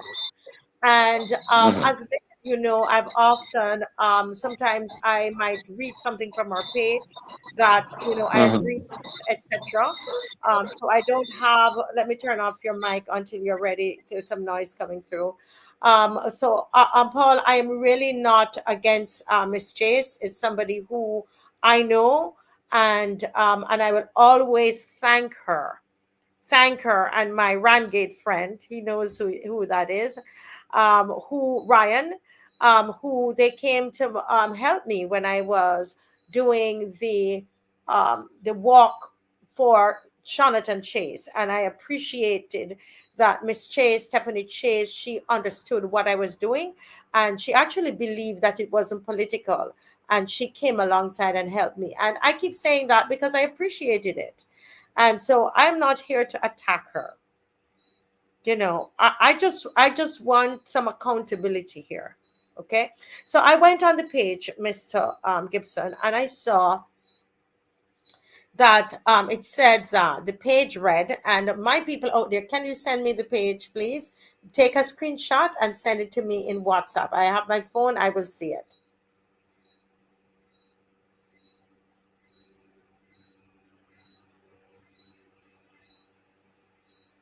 Okay. So can somebody send it for me? Okay. Now I can tell you what it says because I remember, and if I'm wrong, may somebody correct me. But what I read said that a birdie told her that all the candidates, the DLP candidates, are required to swear on the Bible that they will not leave the party. And they're required to do this by Ralph Thorne. And as somebody of faith, I thought that was very weird, and it signified like a cult. So I said, no, I have to call somebody to find out about this. Did anybody else see it? Did you see that, Mr. Gibson? I didn't see it myself. I'm aware of it, of it being in the space, that it was said on that particular platform. But I can, what I can say though, based on what you're saying, is that the Democratic Labour Party operates under the Constitution of Barbados. And Sections 20 specifically says that we have freedom of association and so on. But more specifically, I can tell you categorically as a member of the executive of the Democratic Labour Party that no such thing has been done, exists, or has ever been requested by the political leader of the Democratic Labour Party. It is actually fake, and whatever the source is of that is erroneous. So I'm just here to say that that's not how the Democratic Labour Party operates. As a matter of fact, we are so democratic that sometimes we have conflict, and we are comfortable with it. We don't have a problem with it, because the reality is that we understand that you have freedom of expression, and we have challenges, and then we disagree, and then we come together and we agree and we move forward. And like any good democratic environment, it is not a communist party. It is a political party, and we have agreements and disagreements. But for the most part, we do not have things like that where the political leader expects anybody to swear in the Bible. Yeah. Mm-hmm. So it's all good. It's a healthy environment, and we don't need to do that. We don't do that. We're complicit with the Constitution, Section 20. Right. Now, okay, so it says a bird is claiming that lose every case and Wreck-It Ralph, which I want to ask her about that as well. Seeing that she had made an entire post and went on a sanctimonious box to say that I called the Prime Minister Miss Piggy, which I do. And so she said that this is taking the thing too far, but she continues to call the opposition leader names. But she says that he made candidates swear upon the Bible that they were not leaving. When I feel things that bad down George Street were lost. It's no longer I pledge allegiance to my country, Barbados. It's I pledge allegiance to my party by not resigning. This is what No. And you're saying, and somebody here is saying that this is wasting time. It is not. It is not. And this is the thing about media, Junior, that a lot of people don't understand. I won't take the whole show to deal with it. But as I told you when I called you Mr. Gibson, because I trust you. Yes. I know you outside of I said I'm going to give you a call. I didn't call any. I called you first. I said I'm going to call you, and then I called some other candidate, and everybody's like, "What?" Now this is how a lie. You see, a lie. This is how the lie. I'm going to turn off your mic because there's a noise coming through. This is how a lie remains a lie. Okay, you don't address it. And when I address things like this, those of you who are watching, every time I address things like this, then it is said that I am DLP. You know what it is, what I am? I'm just.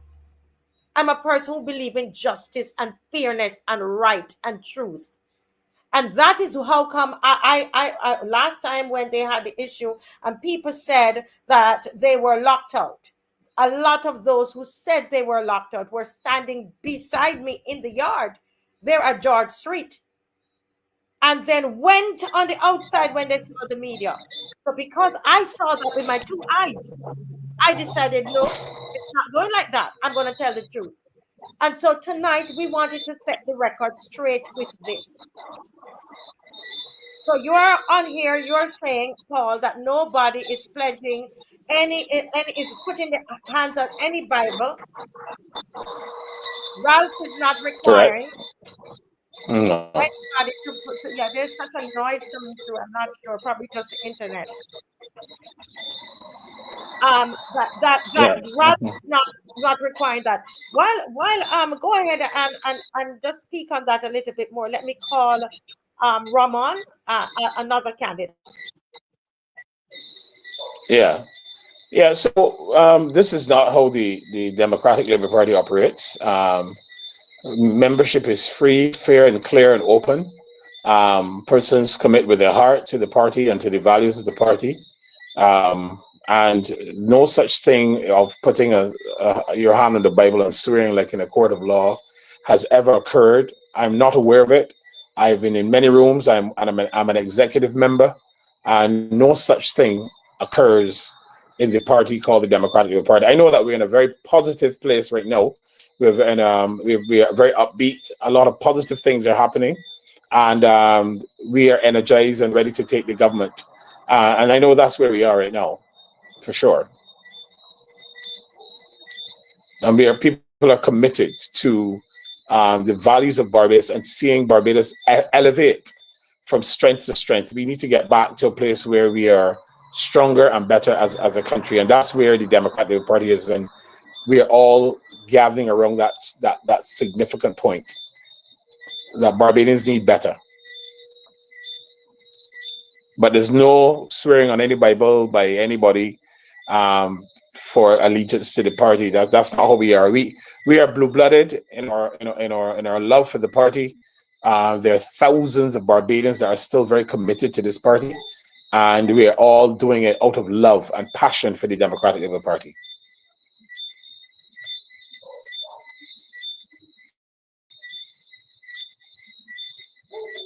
Yes?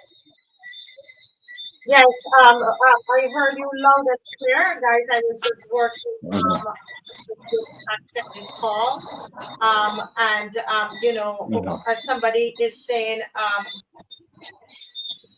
you know what, Adrian, when it stays out there, because if it rains at the DLP, it is blamed on Mr. Thorne. And I think that too is very strategic. And I believe that as we deal with this tonight, I want people, whenever you see those kinds of posts, you understand what is behind it, what it is that these people want. But we have a caller on the line. Good night, caller. Hi, good night. How's everyone? Hope everyone is well. Yeah. Good night to everyone. Good night to all the viewers. Right. Good night. Yes. Good night. Good night, sir. Well, I have on the line Mr. Ramon Goodman. Ramon, can you tell us? You are a candidate for the Democratic Labour Party. Which constituency? Is it St. Andrew constituency? The St. Andrew constituency. St. Andrew constituency. So, yes, Ramon, I asked you to come on tonight because, or to call in because I know you're at a branch meeting. And yes, the reason I asked you to come on tonight is to call in. I want somebody saying it's very noisy. All right, just 1 second, right? Yeah. And it's strange because I've actually moved away from the noise. Just 1 second. Let me see if we can get some decent quiet. How is it now? Okay, we're going to continue and let's see. I think it's better. It's sounding better so far. All right, let me just get into. Hold on, let me just get into people. So the ultra quiet. All right, how is it now? Okay. I think it sounds better. Keep talking. Beautiful. Yes. Okay. I hope it's much better. Yes. Okay. Right. So I called you today and I asked you whether or not you had to swear on a Bible, that you had to put your hand on a Bible, as Chase Files has on her Facebook page, that you will not leave the DLP when you became a candidate. Did you have to do that? I did not, under any circumstances at all. I never had to do that. Of course not. It was very the post was very disappointing. I saw it, but it was very fallacious in nature, extremely fallacious. Not surprising though, based on the where it came from. But the post was awful, to be honest, extremely awful. Awful. In my opinion. Why do you call it? Why do you call it awful? Because the facts are not there. I mean, that is the furthest thing from the truth. Obviously, there's a process in regards to candidature. Right? Yeah. What is the process? What is the process? Okay, the process is that the branch recommends a candidate. The candidate then goes obviously to the executive, who would then ratify the candidate. Well, not really ratification occurs there, but they would permit the candidate. They would say, the candidate is good to go. Then the name is sent to the general council, and then the candidate is ratified. So there is a process. I have never had to sign or to put my hand on any Bible. So I don't know where that came from. I think it is a statement which is full of fallacies. I can be honest with you. It was very disappointing, very, very disappointing. I didn't even look into the comment section because I looked at the headlines. I looked at the usual, they call it the headlines, and I just went off the actual post. It was horrible. Horrible. Well, thank you so much, Ramon, because I'm not here to attack Stephanie Chase at all. That's not my intention, because I honestly wanted to find out if it was true or not. No, please. And okay. All right. Thank you so much, Ramon, who's a candidate. Thank you. Thank you very much. Good night to all the viewers. Thank you very much. Thank you so much. Enjoy your night. Yes, thank you. Okay. Well, let me see if I could get Paul back in here. Yeah. Paul, thank you so much for joining, because I don't want us to go and say anything more than for you to be put in a position to say more than you want to say. What I do want to say though is I want to celebrate what you are doing here on the Marcy Week show. I realize the victories that you've been having with the cyber bill, with Joe's River, where you helped us with the Civic Center in Holetown. We were a part of that. We were marching together and so on. We were a part of the pulling down of the antenna in Olive Lodge when that was going on. And Barbadians are having so many wins. And I want to be a part of this and the high point of your show tonight, which is focusing on the many wins that we're having as an independent nature as we come near to November 30th. I want to celebrate you and all that you're doing. You have your Barbadian boys here and your family, and you are adding such value, Marcia. And I want to express appreciation to you and your team for all that you're doing. We are having tremendous wins. Barbadians owe you a lot, as we together become craftsmen of our own fate. We are crafting the future of Barbados. And I'm so happy to be a part and a friend of the show. Thank you so much. Thank you so much, and all the very best. Say hi to your wife and children. We share that friendship, and God bless you. Thank you. Bless you. Yes. So, folks, I thought long and hard about this, and I'm glad that we're doing it, because I wanted to show you something tonight. I want to just as a simple thing. It's a simple thing. I just wanted to show you what is happening to democracy in Barbados. Democracy, where what is happening is that influencers, social media influencers, are basically allowing themselves to be used to ensure that we have a one-party state, or we have, that there's some parties that they never have any strength to come back on the scene. And so, right as we look and we see what is going on, I wanted to just break this open for you tonight to hear to see, to think, what could be the reason? Do you think? They say, and these are not the only candidates. You know what I'm going to do. You know I'm going to call a lot of the candidates. You know that. These are the ones that could call in or that I asked to call in who had the time to call into the show. It's just a sample of them. And nobody that I spoke to said they had to put their hands on a Bible. I want to say to Miss Chase, if you said someone told you that, I brought people tonight that are saying it's not true. I say to you, you either produce the people who said it to you or remove the post. Because it's a lie. Unless you can prove it to us, it's a lie. We have gone out of our way to show Barbados that it is a lie. And ma'am, what is your purpose in doing that?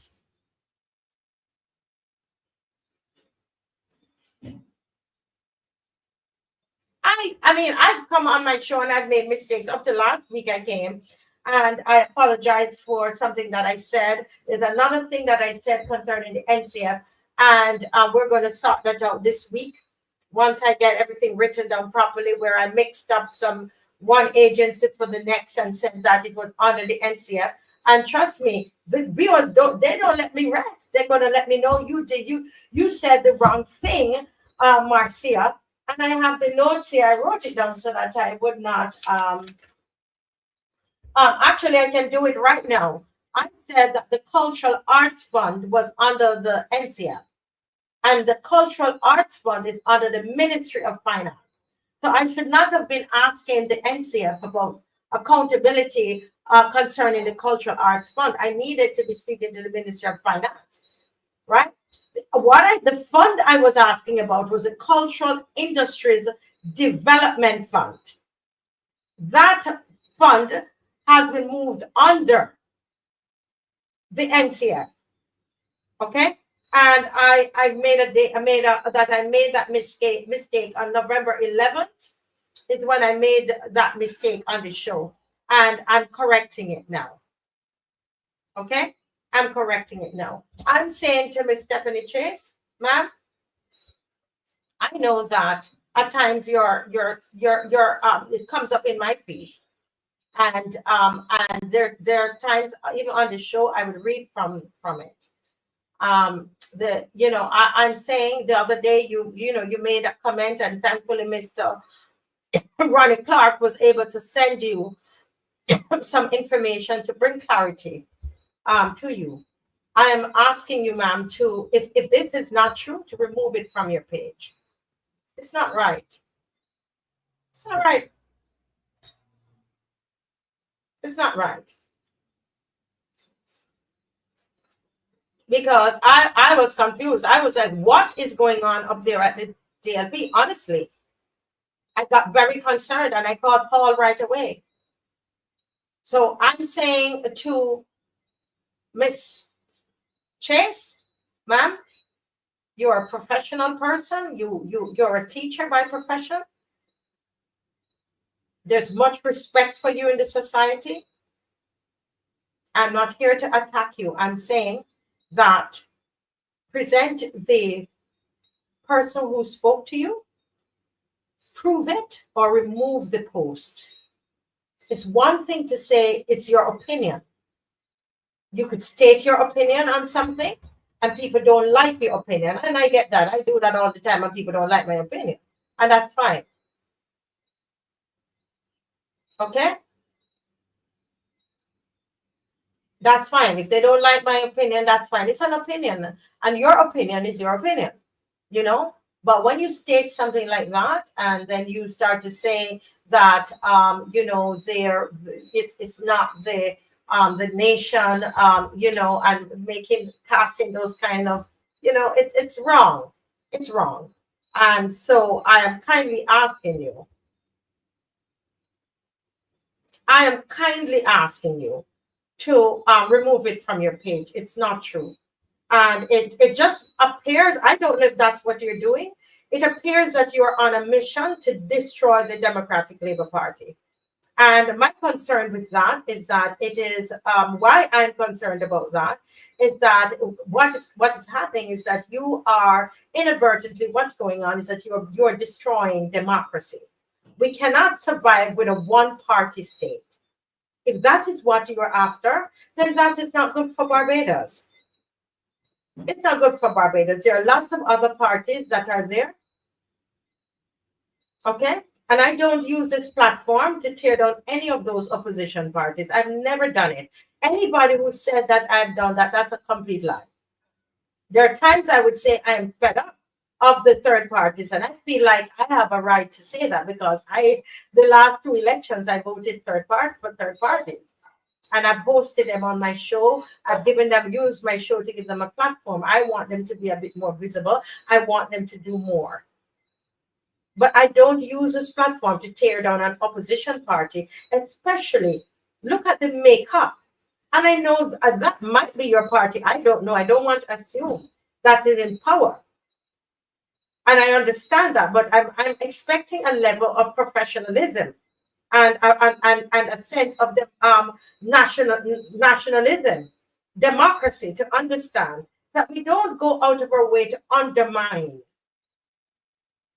dissenting voices, undermine opposition parties just to undermine them. It's bad for democracy.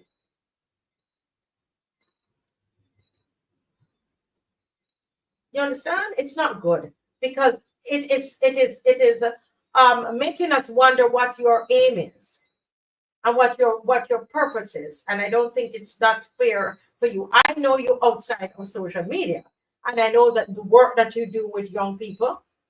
And the last time I saw you, I believe, was in summer. Was it summer? That Dave and I came and watched one of your productions that you did, and it was excellent. I told you that, and I meant that. And I know of the work that you do, your contribution to culture in Barbados, etc. And this is in no way, in my eyes, taking away from that. I'm just saying that I think that because I'm very opinionated, and I put my opinions out there. Okay, but things like that, I think that you need to take it down because it doesn't look good. It really doesn't. Somebody says that, she's a justice of the peace. Yeah, you're a professional person. Please, can we stop it? And I want to ask you too, Miss Chase. I really want to ask you. I've asked you in writing, and it's affect the way Barbados is because they like beefing and all that. I'm not trying to beef with you at all. I really want to ask you a question.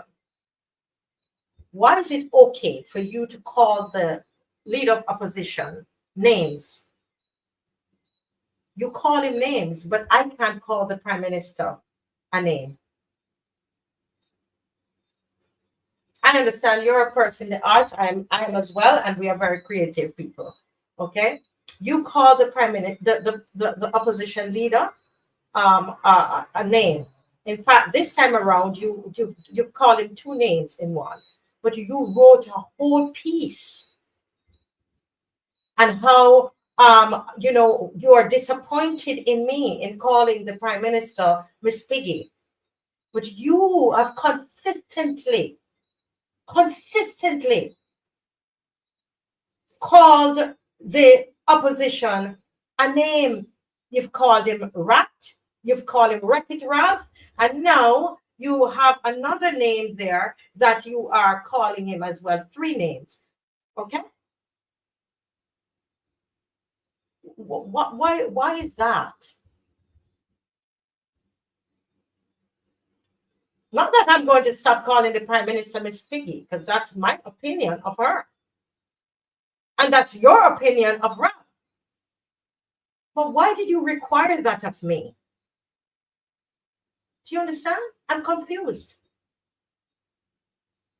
And I'm bringing this up and taking the time to bring it up because I want Barbados to see the what is going on here in terms of how we one thing for this set of people So the Prime Minister, we're not, no, but she is out of reach. Don't criticize her.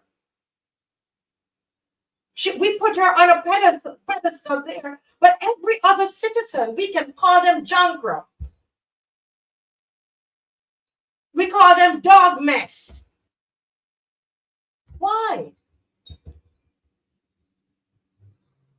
If you're talking about rank and so on, okay, say then, all right, don't call the Prime Minister or the leader of the opposition or anybody in Parliament. But why you wrote an entire piece and circulated it?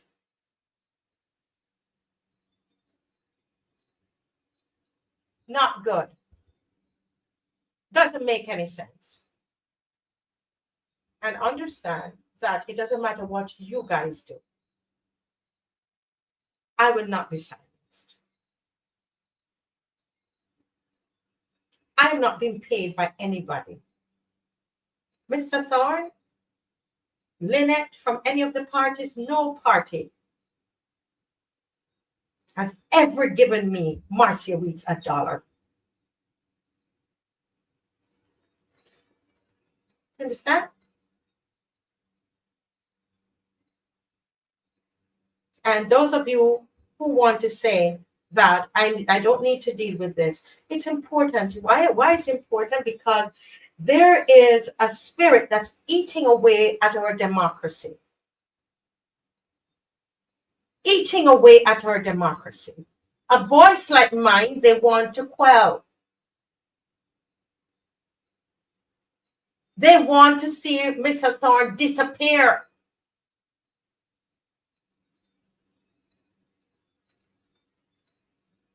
When he's the lone voice in the parliament. You don't have to like him.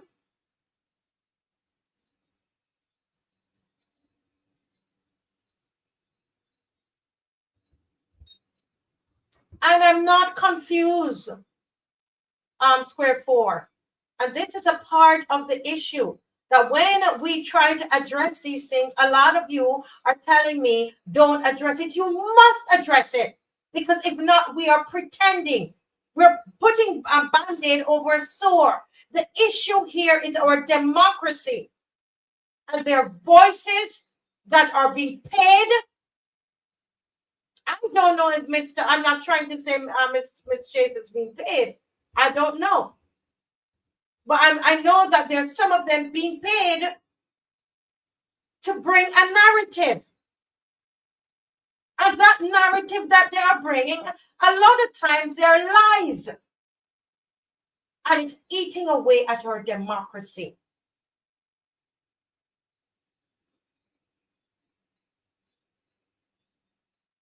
And if the DLP, from in the early stages, were dealing with a lot of these people, all of that propaganda that you all have believed up there about the party would not be up there. So do not come and tell me that I need to not talk about this. Important. Now, it's not that it's affecting me, and I will not continue to call the Prime Minister what I see, but I just wanted to bring it to our attention.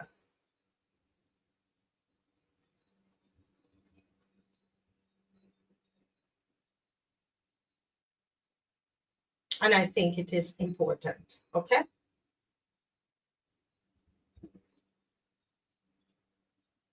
Because when this is what you see, what has happened in St. Vincent and the Grenadines.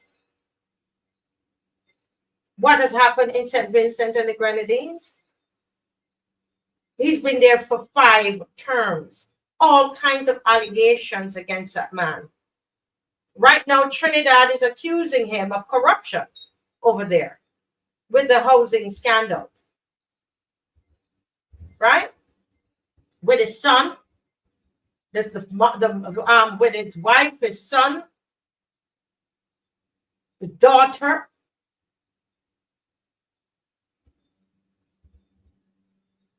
Yeah. And now we are seeing our Prime Minister is sending people there to prop up that government. Is that what we want? You want to be in a country where it's one political party in power for 5 years? Is that what you want in Barbados? Some people don't mind. And the reason you don't mind is because you are part of the gravy train. When that party is in power, you get all that you need. Barbados, would you believe? This is why what I'm doing here is so important. Would you believe that one of our young persons who spoke at the Young Dems rally, that he was victimized by the next week?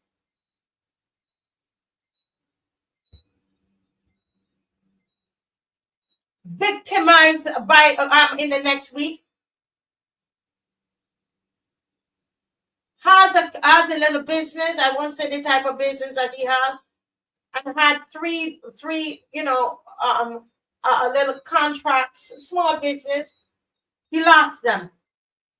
He lost them.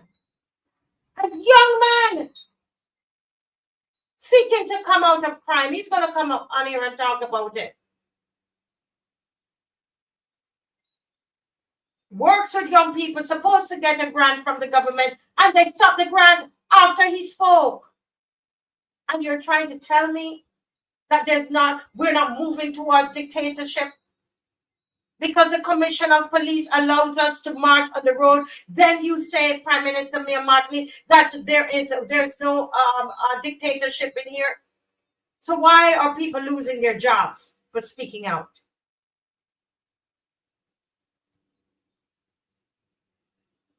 Look at what the people in St. Vincent and the Grenadines have been enduring. That man has been wicked to his people. The only one in the Caribbean that did a vaccine mandate and took the jobs away from his people. And he did that because he could. He did that because he could. And that's why the people burst his head.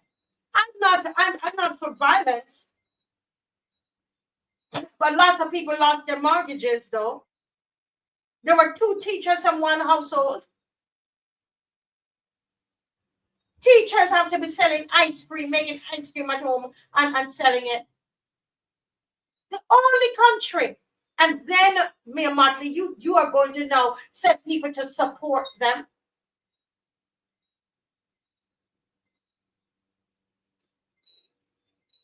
And you're going to hold up that government and tell me and convince me that you're not trying to push a dictatorship? That looks to me like you believe in it, Miss Mottley.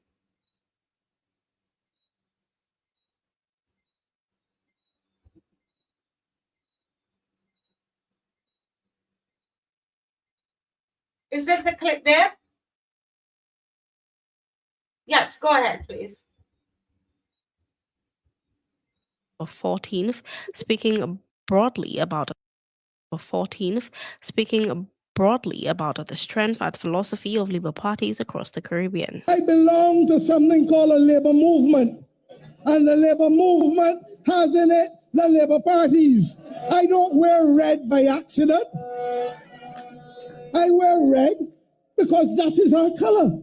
And I lead a Labour Party. And in leading a Labour Party, I understand that other Labour parties across this region have similar philosophies and have similar challenges. MP Mottley, whose Barbados Labour Party BLP secured a historic second consecutive clean sweep of all 30 parliamentary seats in the 2022 general elections, framed the movement as a unified force essential for the region's progress. Hi, everyone. Yes, thank you, Dave, for that. Dave, if you could check your WhatsApp. We have a couple graphics that sums up what we're saying here. That basically we want people to understand. You see, in the same way that Gonsalves has no regard for the rule of law. It's the same way. This government The Gonsalves government, they get up and they do what they want.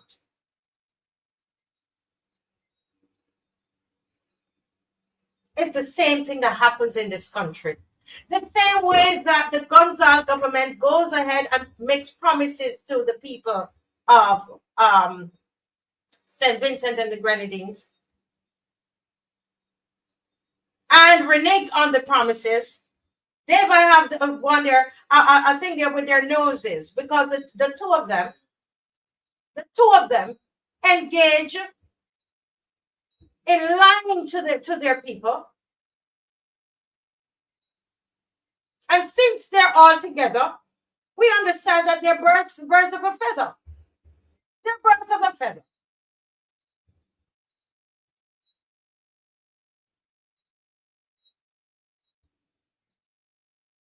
And in the same way, and Vincentians, you're watching, and you know, I am glad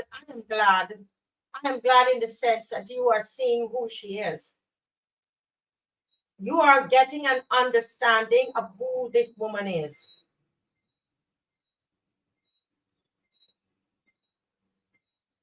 I mean, these things are not proven, but there's a case, I saw it reported, and so I'm mentioning it, of even rape allegations, molestation of 12-year-old girl. I read that.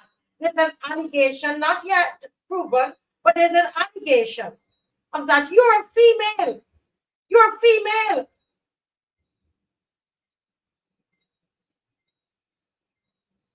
And not even that.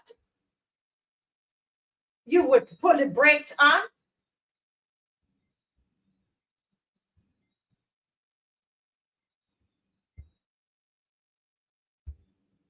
Huh? Bosom buddies, friends, birds of a feather. Birds of a feather.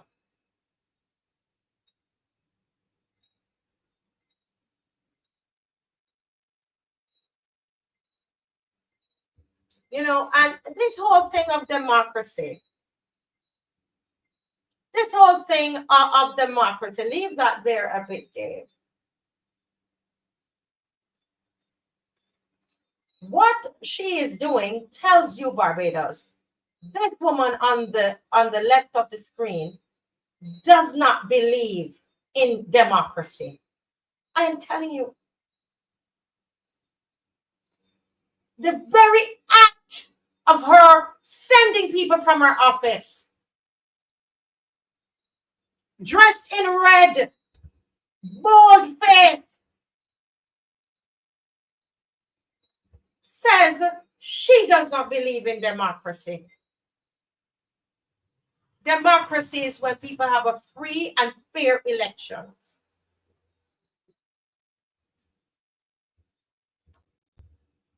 And she is interfering in the elections of St. Vincent and the Grenadines to keep somebody in office that was there 25 years.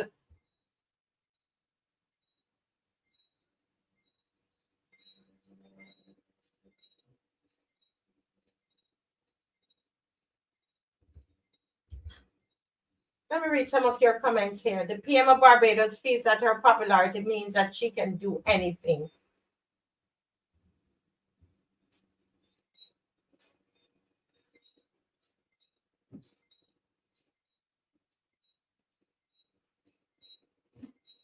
Yeah. Yes, the couple that were as her husband, Anne-Marie and her husband, both teachers. They refused to take the vaccines, and you're going to tell me they had to lose their jobs? Huh?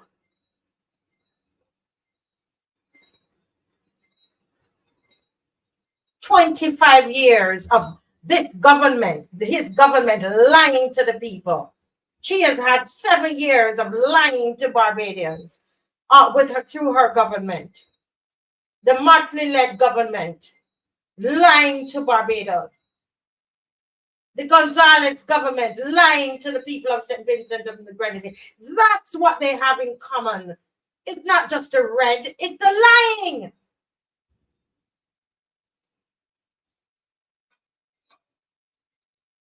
And their main reason for lying is power. Intoxicated by power.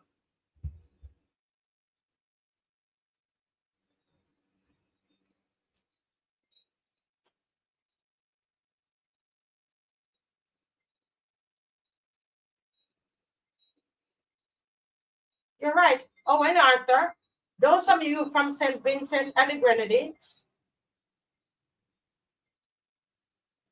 those of you from St. Vincent and the Grenadines, I need you to know that a former prime minister did tell us who she was, and we didn't believe her. The same way we have been telling you all, but you just love her because she speaks well. Yes, she does, and I've given her that compliment. I used to think she was very brilliant. I used to remember Caswell used to say, "No, Marcia," but I used to think that she was brilliant. Today, I put up a post saying that basically to me, she's an empty woman, empty like a coconut. You know when you see a dry coconut and you go pick up the coconut, hoping that you're going to find some water or jelly and the thing is dry? That's her. Empty.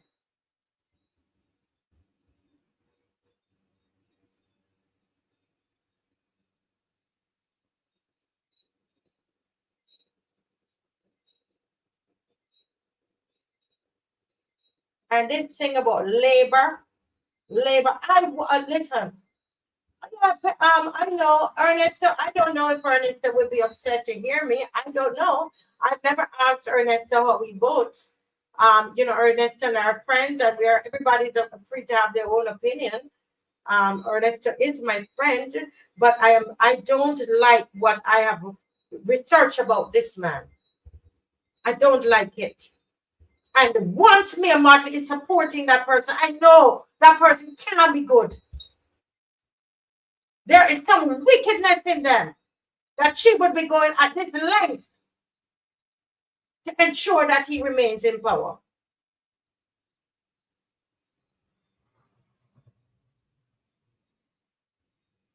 And these men that she is running to their countries, Skerrit and to the one in St. Lucia and all these red parties and the one in Guyana, trust me, all that's going to happen when she's done what they're trying to do is to set up something outside of CARICOM. And she is going to lead it. You all wait and see when she's finished with you, you ain't going to have no country left. Go and ask Owen Arthur. Ask Owen Arthur about her. He will tell you what I'm telling you. When this woman is finished, you will not have your sovereign country. She's going to take it from you and she's going to rule. Because you're looking at her picture there, but she's governed by this a demonic entity. Is what governs her. Do what you want to do is the truth. I'm not afraid to tell you all. And you let her come into St. Vincent and run your stuff in St. Vincent, she's going to come with that demonic entity that governs her. I didn't call her a demon. There is an entity that governs Mia Mottley, and it's demonic and loves power. That's why it's a principality. It's a ruler that wants to rule not just Barbados. You think that's why you see people like Holness. She can't go around Holness with this foolishness. Men, all of you men, you see, you scary. You're gonna be sorry when she's done with you all. Not even her, the demonic spirit. And your people of Dominica, watch out for this woman. St. Vincent, watch out for her. Prayer warriors in these countries, start to deal with her.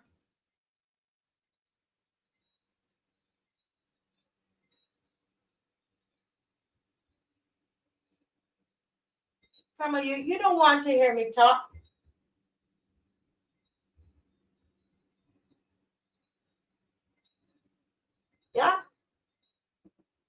You don't know what the people are going through in their country. But you're going to send people from your office, government workers. You have no regard for the rule of law. And we are going to, Trinidad has been talking about what you did with that gun dealer. Take the man and put him on the, in a cage to suit your other red party in Trinidad. Is that what you did? Is that what you did?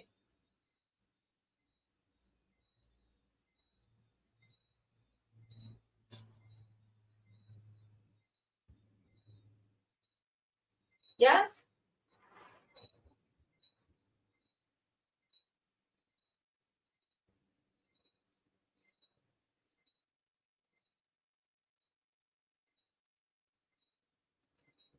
Yeah.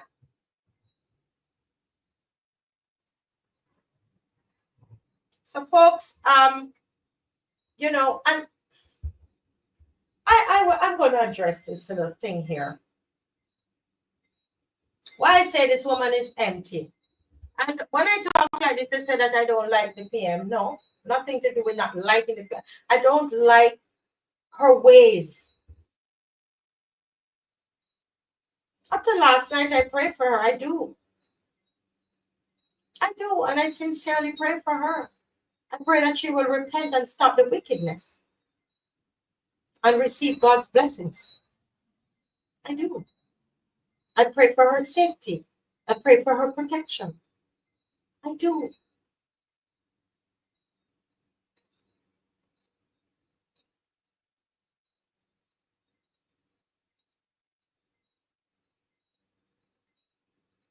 You understand? But what I do when I see things, so she is so bent on the young Dems came up with their little came up with their slogan. Obviously not a little slogan. But this woman, this empty woman, went ahead, and I see the plan as somebody who's into business, did a little marketing. I see what she's doing, wanting to take the young Dem seats and moving for herself. That's why I say she's empty. Actually, I was speaking to somebody about it this morning, and the person said to me, Marcia, you see how empty she is? And I had to agree with them.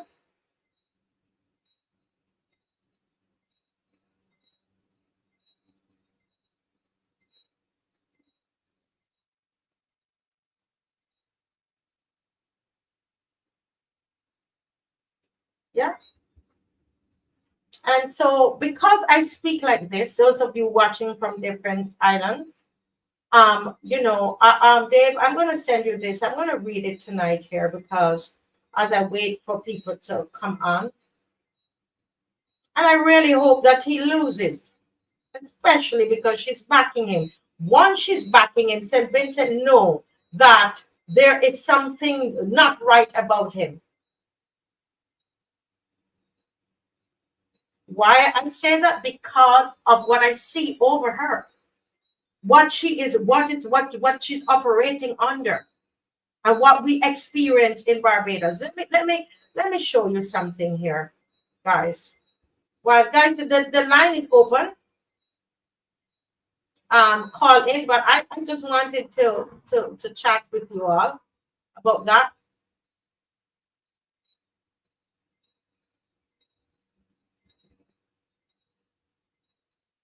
As you know, it's live TV. I'm not even gonna. There are other things I can talk about, but I'm not going to talk about that.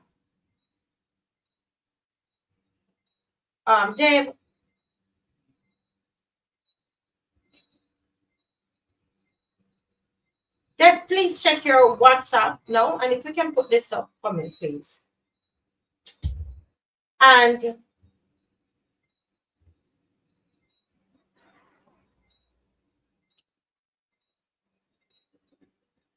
I want you all.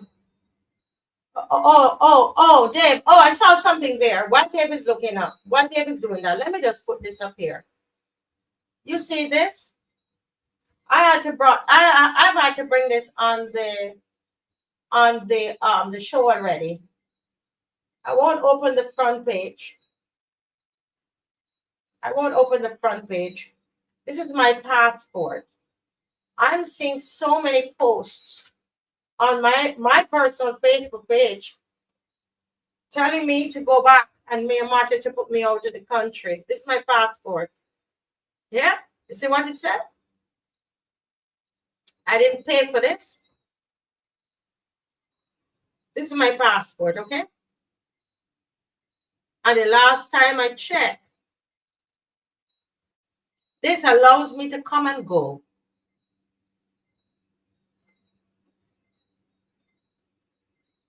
So when you're ready to, say all that you want to say, you can go ahead and say it. Now, there is, I want to read this here, and then Dave is going to get the stuff for me from Patrick King. Please, Dave. But I want to tell you this, guys, just in case anything happens to me. I'm serious about it. Dave and I had a talk about this yesterday. He said to me, Marcia, are you afraid? I said, I'm not afraid. But I want to tell you. Oh, Mr. Bob, I didn't send you any link, Mr. Bob. Dave, can you send him? Send Mr. Bob the link. Mr. Bob, if we can jump in here for me. But I've created this press release. And I'm going to send it out. We're reading it here for the first time. And by tomorrow or tonight, this will be going to all the media houses in Barbados. They want to print it. They don't have to print it. And I will send it around on WhatsApp. And when you see it on WhatsApp, I want you to send it around for me. For immediate release. Barbados must ask, what kind of government investigates a woman for telling citizens to know their power? I have been informed directly and from a young person approached to assist that individuals connected to the Barbados Labour Party government are conducting an investigation into me, Marcia Weeks. And today I'm asking the same question that every Barbadian should be asking. On what grounds? For what crime? Under what law? And to what end? Do I have a criminal record? Have I committed any wrongdoing? Has anyone filed a police complaint against me? No. So what exactly is being investigated? Let us call it what it is. Political targeting, government intimidation, and abuse of power, and every Barbadian must pay attention. Dave, if you could go up a little for me, please. What exactly is Marcia Weeks' crime? What is the crime I've committed? Speaking truth to power? And for those of you who are saying I made it up, I can call the name right now. But I know my lawyer that is just there. I don't, God bless him. I don't have any money to pay him, but you know what? He's there to that I could send this letter to vet, and I wouldn't call the names of the people involved. It's nothing made up.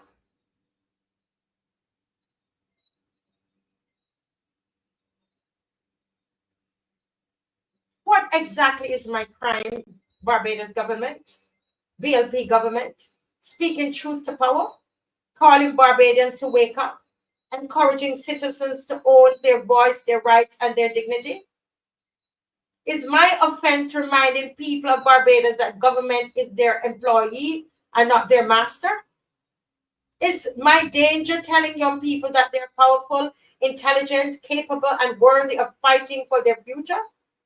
Is this government investigating me because I remind citizens of Errol Barrow's own warning to look in the mirror and see their true worth? Dave, if you could go up a little. If that is now, if that is now an offense, if political education is now a threat, if national awakening is now a danger, then let us ask the real question. Are we living in a democracy or sliding quietly into dictatorship?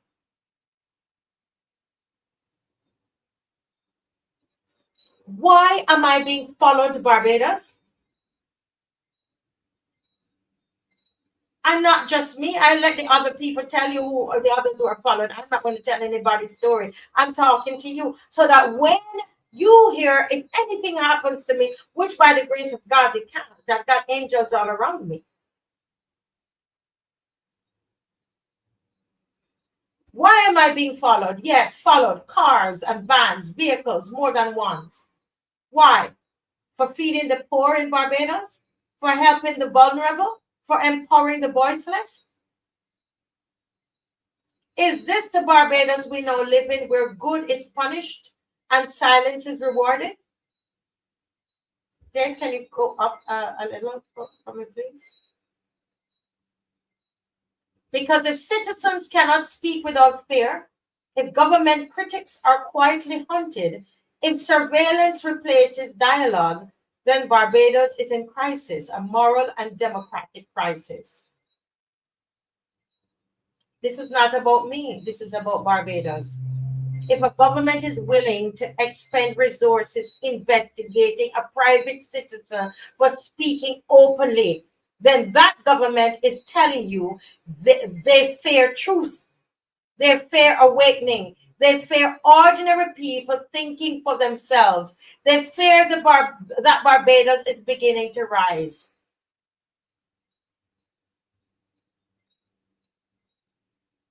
Because a government confidence in its legitimacy does not stalk civilians. Because a government, right, that is confident in its stability does not stalk civilians. A government with integrity does not intimidate women. A government secure in its leadership does not chase down critics.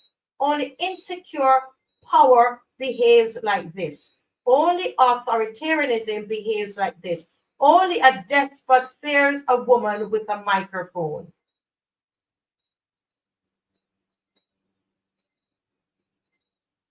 Dave, is there more?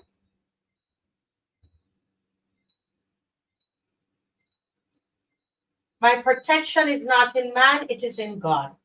The word of God declares the angel of the Lord encamps around those who fear him, and he delivers them. Psalm 34, verse 7. So let every watcher, every follower, every tracker, every planner understand. I do not walk alone, I'm not afraid, and I will not be silenced. Barbadians, this is your moment of clarity. Ask yourself what kind of government investigates voices instead of fixing problems. What kind of leadership feels threatened by civic education? What kind of administration follows women for speaking? And most importantly, if they can target me today, who will they target tomorrow? This is a warning. This is a line in the sand. This is a wake-up call. Barbados must decide: democracy or fear, courage or submission, freedom or silence. Our topic tonight is when we speak, they shake. I wanted to read this for you tonight. Yes, Maxine McLean is confirming what they do. And I know who that senior official is, Miss McLean. It is that same senior official. Maxine McLean says, stay strong, stay focused. A senior member of the BLP once said to me, we have a file on you. And she said, my response was, my life is an open book.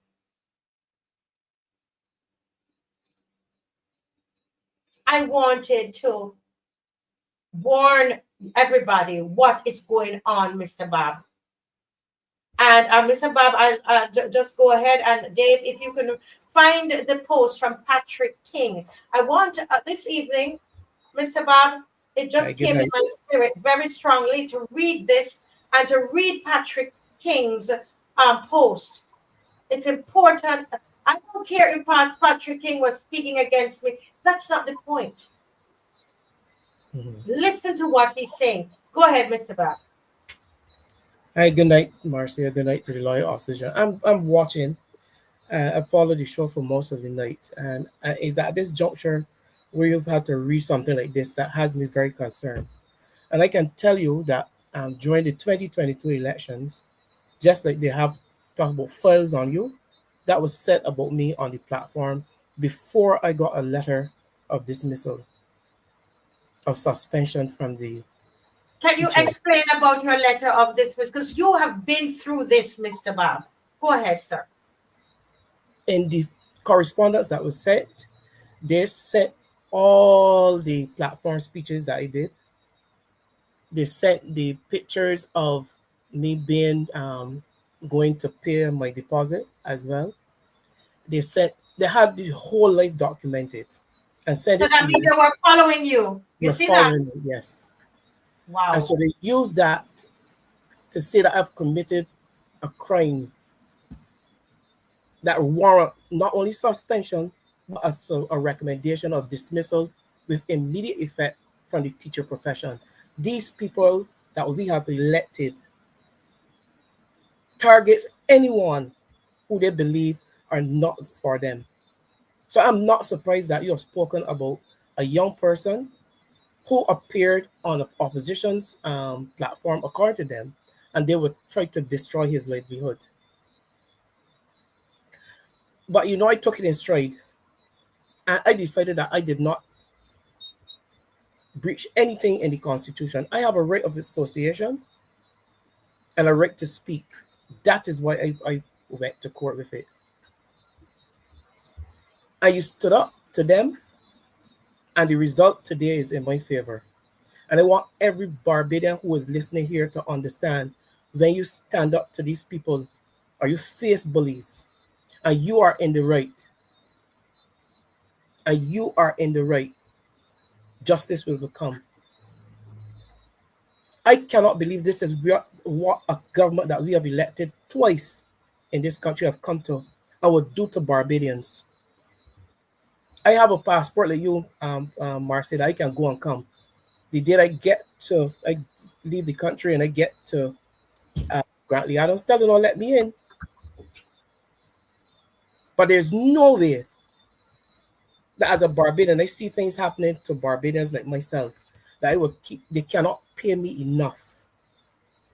They can't call me to any meetings. They cannot send any threats that can force me to keep my mouth shut. I did not interfere with Mia Mottley or the Barbados Labour Party. I decided as a Barbadian to choose the Democratic Labour Party as the party they want to associate with.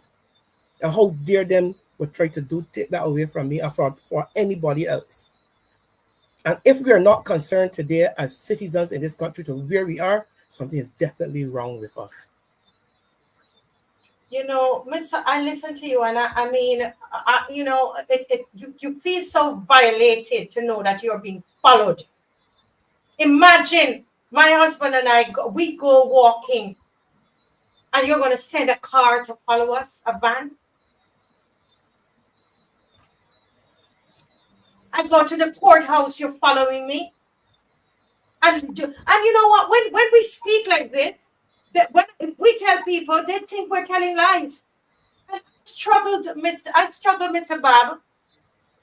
God is real, I struggled with reading that tonight because I always say to them, I don't want people to think I'm trying to make the thing about myself. Okay? And I went to him before the show started. I said, something strange about tonight. There's something about tonight's show, Dave. I said, find me the Patrick King's his thing. Find it for me, his post. And he looked at me and said, yes, find his post. And I want to read his post because you were followed. Barbadians, listen to what Mr. Bob is saying to you. Even if you don't believe me, believe Mr. Bob. He was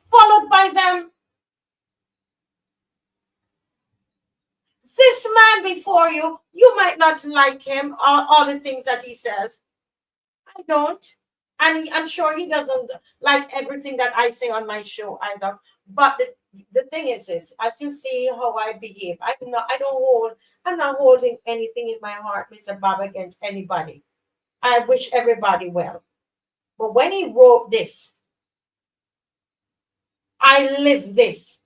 I live this. He says Barbadians in his usual, he always say Barbadians. But that's what he said. Freedom of speech and association is under threat in Barbados. Will you please listen to us? He says, under Mia Mottley, Barbadians, Mia Mottley believes that Barbados belongs to her and her cronies. People are being followed. One lady wrote me a whole email today associated with what we do, with all the time she's been followed.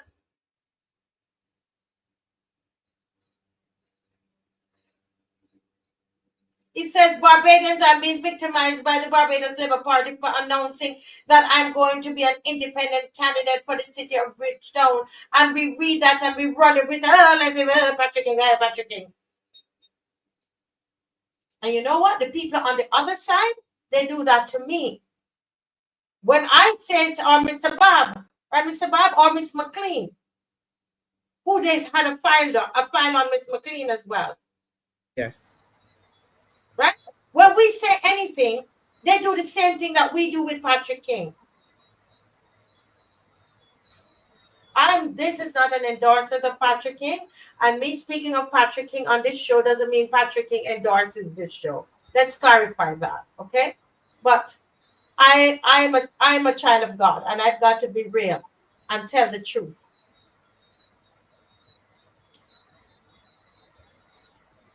He says, Barbadians, I kid you not, from the moment I made the announcement, Mia Mottley sprung into action because she's determined to get her way on who she wants to run in the city of Bridgetown. She does not want Coralie, nor does she want Gregory Nichols. Barbadians has been used as the Barbados Water Authority is used as instructions. Huh? The Barbados Water Authority is being used at the instructions of and by Mia Mottley to slow down Patrick King. This is an evil government, one that has no place in governments. Barbadians, Mia Mottley believes that Barbados belongs to her. She's very arrogant. She pretends to be humble, but she's not. If you doubt me, have a conversation with Lucy Moore, her very good friend from school days. Barbadians, Mia Mottley like to use people and then discard them. That is what I went through with the Barbados Labour Party, and what she did was to allow her supporters to push the narrative that I am behaving badly because I haven't got what I wanted. Barbadians, nothing can be further from the truth. This is who Mia Mottley is as a person. She loves to use people for her own benefit and then discard them, but her time is at hand. When Alpha was on point. Well, and let us hasten to say these are not our words. This is Patrick King's words and his own experience, and we are reporting it. This is what he put on his public page. But Marcia, I can tell you, we don't know of those personal things with him, but I believe that this government, it is my belief that the government of Barbados, this government is attacking free speech. Go ahead. Yes, but I'm not a supporter of Patrick King because of how he behaves. He's now and then, but he has rights as a Barbadian. He has the same right as anybody by the Constitution, and he is heavily associated with them since 2018, and he is at a point where he is now expressing his own experiences. And I can tell you it's similar to what a lot of people have been experiencing in Barbados because the message is about you don't support me, you're talking against me, and I'm going to get at you. That is how this country has become. in the name of one person who has been elected, who came and begged Barbadians for a vote. It is not through inheritance that she has become the Prime Minister. It is not through inheritance that the Barbados Labour Party is in government today. It's because the Turkey candidates came to Barbadians and asked Barbadians, begged some of them don't even pay for it to get where they are. And now they're going to treat us as if we are subject to them. But we hired them. We hired the Barbados Labour Party to work on our interests. And if we have reached a stage where we believe that they are not, we have a right to replace them. And dare you try to say that we don't have a right. And those persons, everybody will not express themselves in the way that we are. Everybody will not be bold enough to say to the government, you're doing foolishness. But how dare you try to silence those persons who are speaking out, who are bold enough to speak? And I'm saying to all of Barbadians that today it may be me, today is Patrick King, but if tomorrow it might be you, dare you get up and say anything? I bet any one of them that even on this show, you get up and be bold enough to say anything against Mia Mottley. And I saw a post by another supporter who's in St. Vincent. And I'm going to look for it because he said, all right, when they learn anything from attacking Mia Mottley, when they learn, keep going. I don't understand. There's a law. Yeah, okay. You only learn anything from attacking Mia Mottley last 2 elections. Keep going. I am going to find the exact post and send it to you. Somebody from St. Vincent said that? There's some person who is now in St. Vincent, a Barbadian. Post that on his page. Mm-hmm. Giving the impression we can't talk about her. Yeah. We have untouchables. So other people can insult the leader of the opposition, but how dare anybody says anything about Mia Mottley's behavior or her style of governance? Well, let me tell you something. As I told them, they are not listen, the only time, let me see you all stop insulting the leader of the opposition or anybody else in the opposition. Stop. They won't stop. Because that is their job. That is what they're paid to do. And I want everybody on here to understand that the issues are piling up against this government. If we fought this election on issues that are annoying Barbadians, this government, based on traditional elections, cannot win. So you know what they're doing, and they know that. The aim is to make the Democratic Labour Party seem confused and not prepared to assume the role of government. So therefore, you're going to insult Ralph. You're going to say to the public tell a bold face lie about people swearing on the Bible not to leave.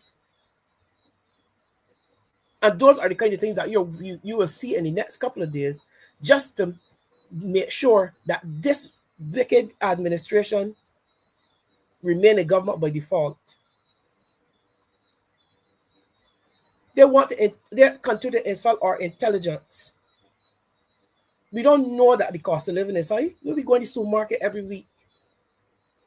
You don't tell us how much money is being made, is being taken up from the fuel or fuel tax. We don't know where it is. There's no record of it. It's alleged you bought 8 buses, but you take the people property and that you buy as if it is your money and you give them to somebody else. You take out our land as if it belongs to you and your family and you give it away.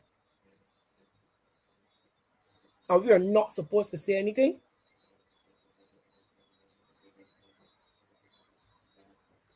You have reached a stage where you are sick and must be replaced.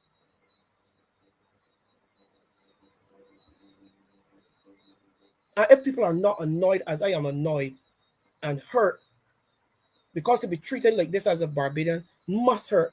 And I'm saying that if they do it to one, they do it to all.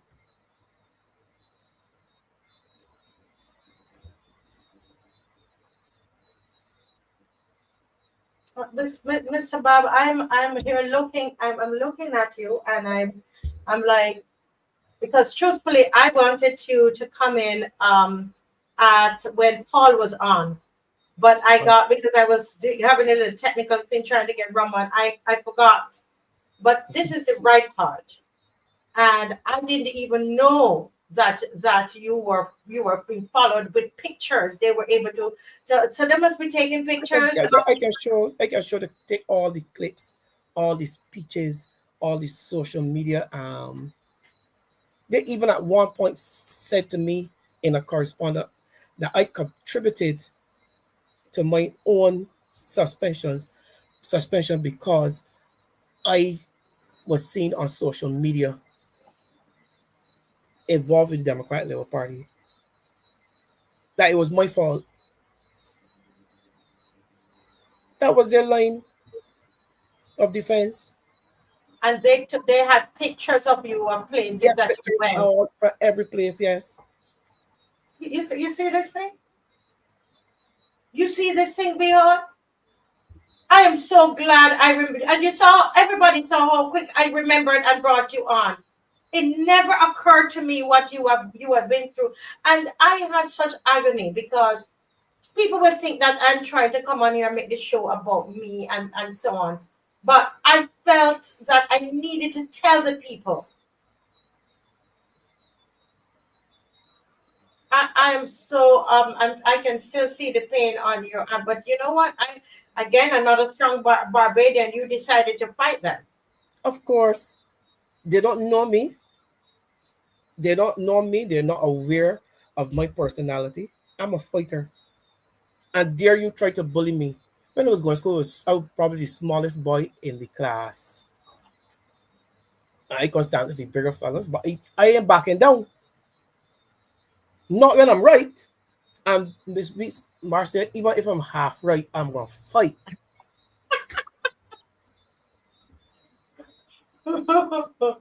So they trouble the wrong person. You know, I know today, Marcia teachers who want to run don't have to hide. Okay. They can announce, they say, you know what we had to do? We had to beg the Democratic Labour Party, myself and Pedro, please don't announce us. Because we were afraid, in our back of our minds, we knew what these people were capable of. But today we have people like Quincy who can boldly get up and announce that he's running. That's true. Because you guys set a precedence. Wow. Wow. We need to document this, Mr. Bob. We really need to do that. So the people that stand up to these people, don't hide, especially when you're on the right. No need to hide, no need to whisper. You know how many people see me on the road and say, I see up on that show. I see up on that show. I see up on that show. The whispering. Yes, as if people around them listening. So I smile. What show you talking about? Hard.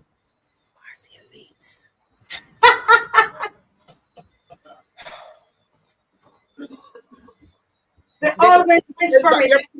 There are people who can get up and put on red shirts, red pants, red hat, red umbrella, drink a red cup, boldly.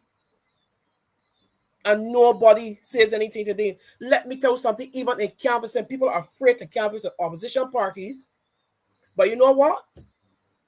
They have enough money to bring an avalanche of people behind a candidate, and they walk boldly without fear. But other persons who dare stand up with other candidates gonna hide. That is why some candidates from opposition parties have so few people behind them. Not they don't have the support, but people are afraid of what they will do. They're trying to hold on to the little pick. How we get to that stage that you're a Barbadian trying to hold on to your pick because the government is in power? I want to know if we can allow this to continue. That we are prisoners in our own country, afraid of the government that we have elected. They're up in St. Joseph School, Grantley Adams School, jumping up, hollering out, making a song and dance about a nomination that had one person, even a contest. Huh? And young people sit down and came up with something brilliant. And you get on stage because it causes you sleepless nights. It's too good for them. It captures the imagination of people and you decide that you're going to make reference to it. Not any joking way, but to take it from them.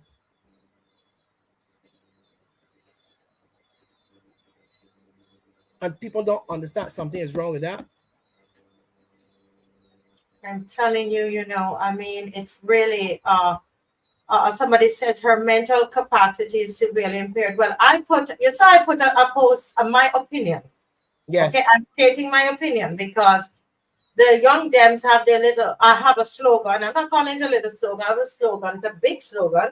We could tell because it's living rent-free in the Prime Minister's head. Seats are moving. And she's attempting. I can see what she's doing. She's attempting to take over the slogan for the BLP. You saw that, Mr. Bob? Yes, I read it. The thing is that when you go back to the video and the response of the audience was as if they started the clap, they didn't sure if they had the clap, they made sure if it was a shock. It was pure confusion. If that was a confusing moment and a political meeting, was that she would dare say it. Even with certain people sitting at the front. I saw the people were shocked, and she when she did that, it reminds me of Trump. And you know what is so interesting is that how we can see what Trump is doing, but we can't see what this woman is doing. But we refuse because it's a tactic of Trump. She is planning, her plan is to swallow up all the other parties. Okay, that's her plan, to swallow up all the other parties and to even take their slogans. And so that's what she's doing. Mm-hmm. She has you have all the money. All the money. All the subvention. You take it and use it all by yourself. Plus you have money, right? You are working. She has money. She even give away $150,000 to somebody other than. But people don't understand what is happening. How she get all that money to give it? Is it her personal money? It was $1 million. She gave $1 million. A lot of money that she give away, grab somebody. How can a Prime Minister do that there? Listen, they have so much money for their campaign. There's so many of them. Because even at these little branch nominations, you have the whole hall down. Every candidate, but they have one candidate, red shirts from the top to the bottom, and the campaign and the Barbadians on side. The campaign is start yet. The real campaign is start yet. You got candidates out here buying 200 shirts or producing 200 shirts a piece to support their selection for candidacy. You understand how much money they got looking at this place? And we got people going to the supermarket, can't even buy a red plastic bike. You got to pay for. You tell them I want the bike, not because you're done groceries, you can't put them in the bike. You got to pay for it. We ain't got enough to pay for the 5 cents for the bike. Red or any color. Correct. They have so much money, and here it is. The young people put on their thing, and they criticized it. Those two influencers from their party, they tear it down. They made a mockery of it. But now, but you see why they were doing that, Mr. Bob, because here she is now using it to preparing herself to take it. So I said on my page that only an empty person would do that. When I say empty, I mean that you don't have any ideas, any original ideas. You have all the money in the world, but you don't have any ideas. You're not creative. That's why you're taking people's slogans, just like these coconuts. You know, you have these coconuts and you open them and not a thing in them. And you know, I'm free. It's my opinion because look at the policies. Look at the policies. Go back and look at the tint law. Look at the wiretapping. Look at all of those that she had to walk back. That don't make no sense. Coconut brain. Ain't making no sense. Empty coconut. She's an empty coconut. I said. I saw the other day too. Yes, go ahead. You go ahead. Yes, we understand that it is used. We understand, Donnie, and this is the thing with people. We understand. You think that we don't know that it originated with the. But it's used, and you see, some movement is used by many boss. But we're speaking about the creative way. In a creative sense, we took a Barbadian concept and put it in a political movement. That is what we're talking about. It is not where it originated. I hear some of them say so on their platform too. They heard it from the BLP first. That's a lie. But anyway, go ahead. So, but we're talking about the creative way that the young dance used it. Exactly. That's what we're talking about. And we're saying to you, you have enough money even to spend on trying to get a tourism slogan, $750,000 that you copy. Then after remember it was copy and paste. And ain't no one asking about that money. But you got enough money because you wasted on a slogan that wasn't yours. Well, what I'm saying, Donnie, I take that back. I do take that back. You said that I'm not correct, so you can bring the proof. I am saying to you that as a political slogan, as an official political slogan, was it used by the BLP as a professional, as a political slogan, a professional political slogan with a song? That's what I'm speaking of. And this is the thing with us. Sometimes I'm not, people use the term. I'm saying in a political sense, as a political slogan, the people had a song, they had a video. Yes. It's a branding. And they came, Marcia, don't mind Donnie, because they attempted to use a situation that happened in Barbados to discredit the use of the slogan and how the DLP put it, the Young Democrats used it, and say that they were insensitive to what had happened a few days before. So don't mind them. Well, what Donnie is saying, okay, I understand what Donnie is saying, that she used it in the same way that she did that night. What I am saying is that it is a slogan, and if the Dems aren't careful, she will take that. Yes. Okay, she will take that. And so while I do understand, because it's something that people use all the time, so I'm not, and I take that back. My apologies, Donna. I should have explained what I meant by that. I'm not saying that it was never used. What I was saying, no, when I said no to you, I meant as a political slogan. A slogan, that yes. was a song. And a political movement. Yeah. A song and a video. That's what we're talking about, the creativity to take something that is Barbadian and put, we tend to get slogans and they really together we do this and together. But people have taken what happens in a normal society and made it part of a movement. That is what we're talking about. Yeah. And they're confused. And she knew what it identifies with Barbadian, the grassroots Barbadians. Listen, she did not she didn't, it wasn't a case where she went and just it's not yeah, correct. That's what I felt, Benjamin. She robbing the youth. It was not, she chose that for a reason. Mm-hmm. Do you understand? So that's what I'm talking about. We hear the busman said seats are moving. Of course, seats are moving. Now in the context we're talking about. Okay? So that's the context. But you see how they defend her at all costs. No, but he probably did not understand. Let's give him the benefit. But some of that is type of defense I am seeing from a lot of them as well. Oh, that the type of defense. And it's not been the first time. Do a lot of foolishness, go against the Constitution, and then people try to give a reason why it happened. I tell you, Adrian, it's a better story when Labour leaves, Bajans succeed. Because that's a big lie. He's correct. The truth is, So, Labour Donnie, all I'm saying is that it was not nobody. You have to prove to me that this was a political slogan before, and because you have to look at it in the context. All the bandmen can come and they say we use it all the time.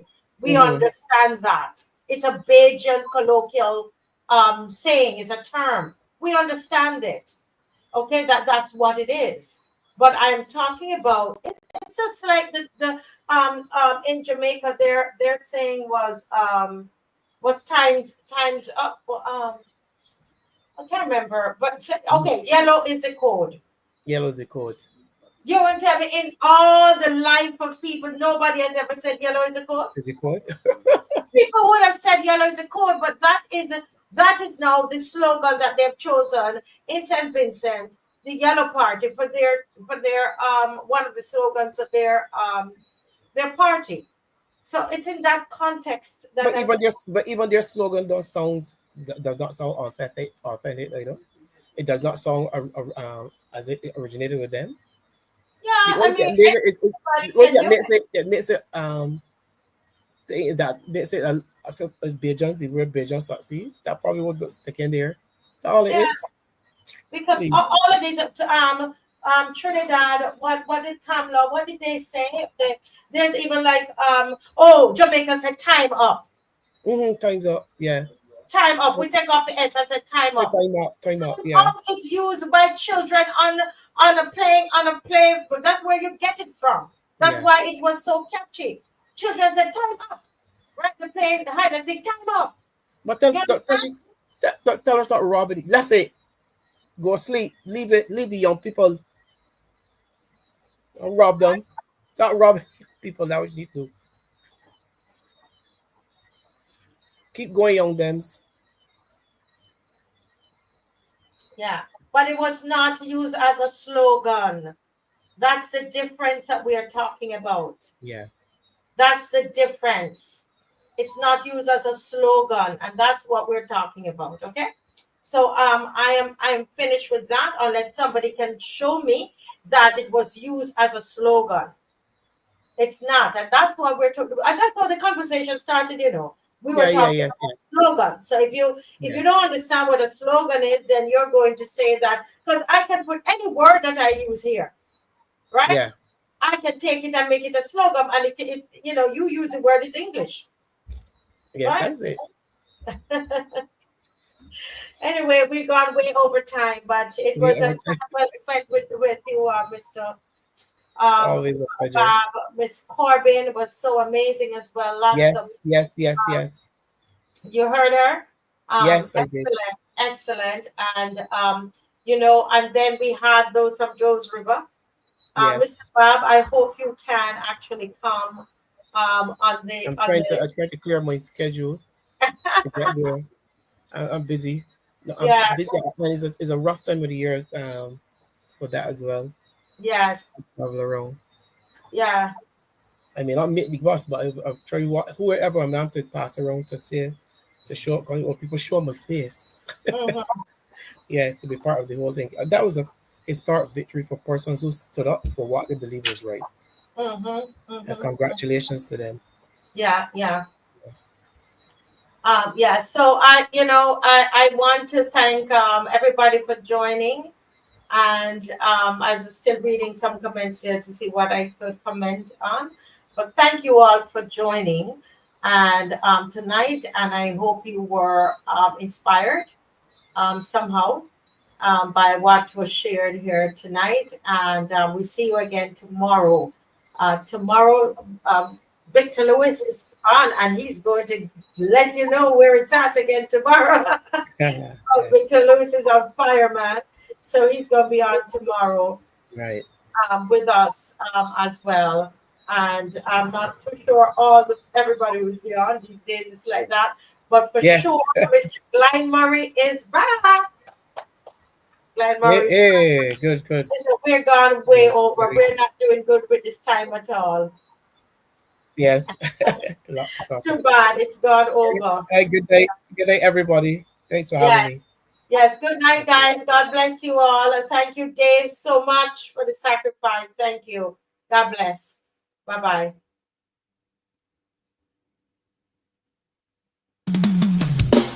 You say when labor leads, Belgium succeed.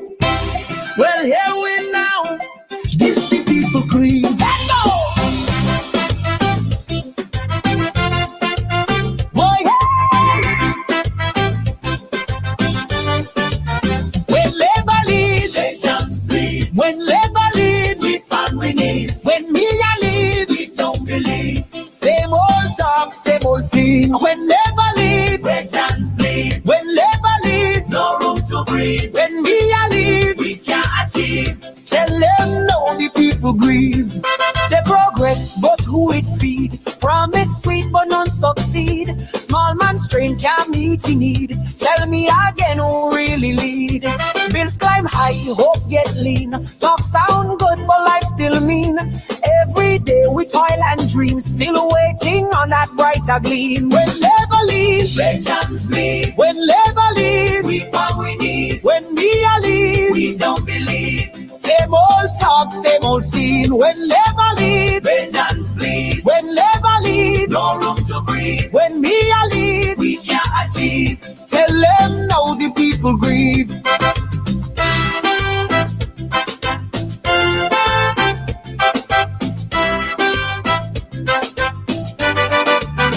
Forward, forward, but who we trust? Forward, forward, still eating dust. Mia leads, same old fluff. We tired now, enough is enough. Forward, forward, but who we trust? Forward, forward, still eating dust. Mia leads, same old fluff.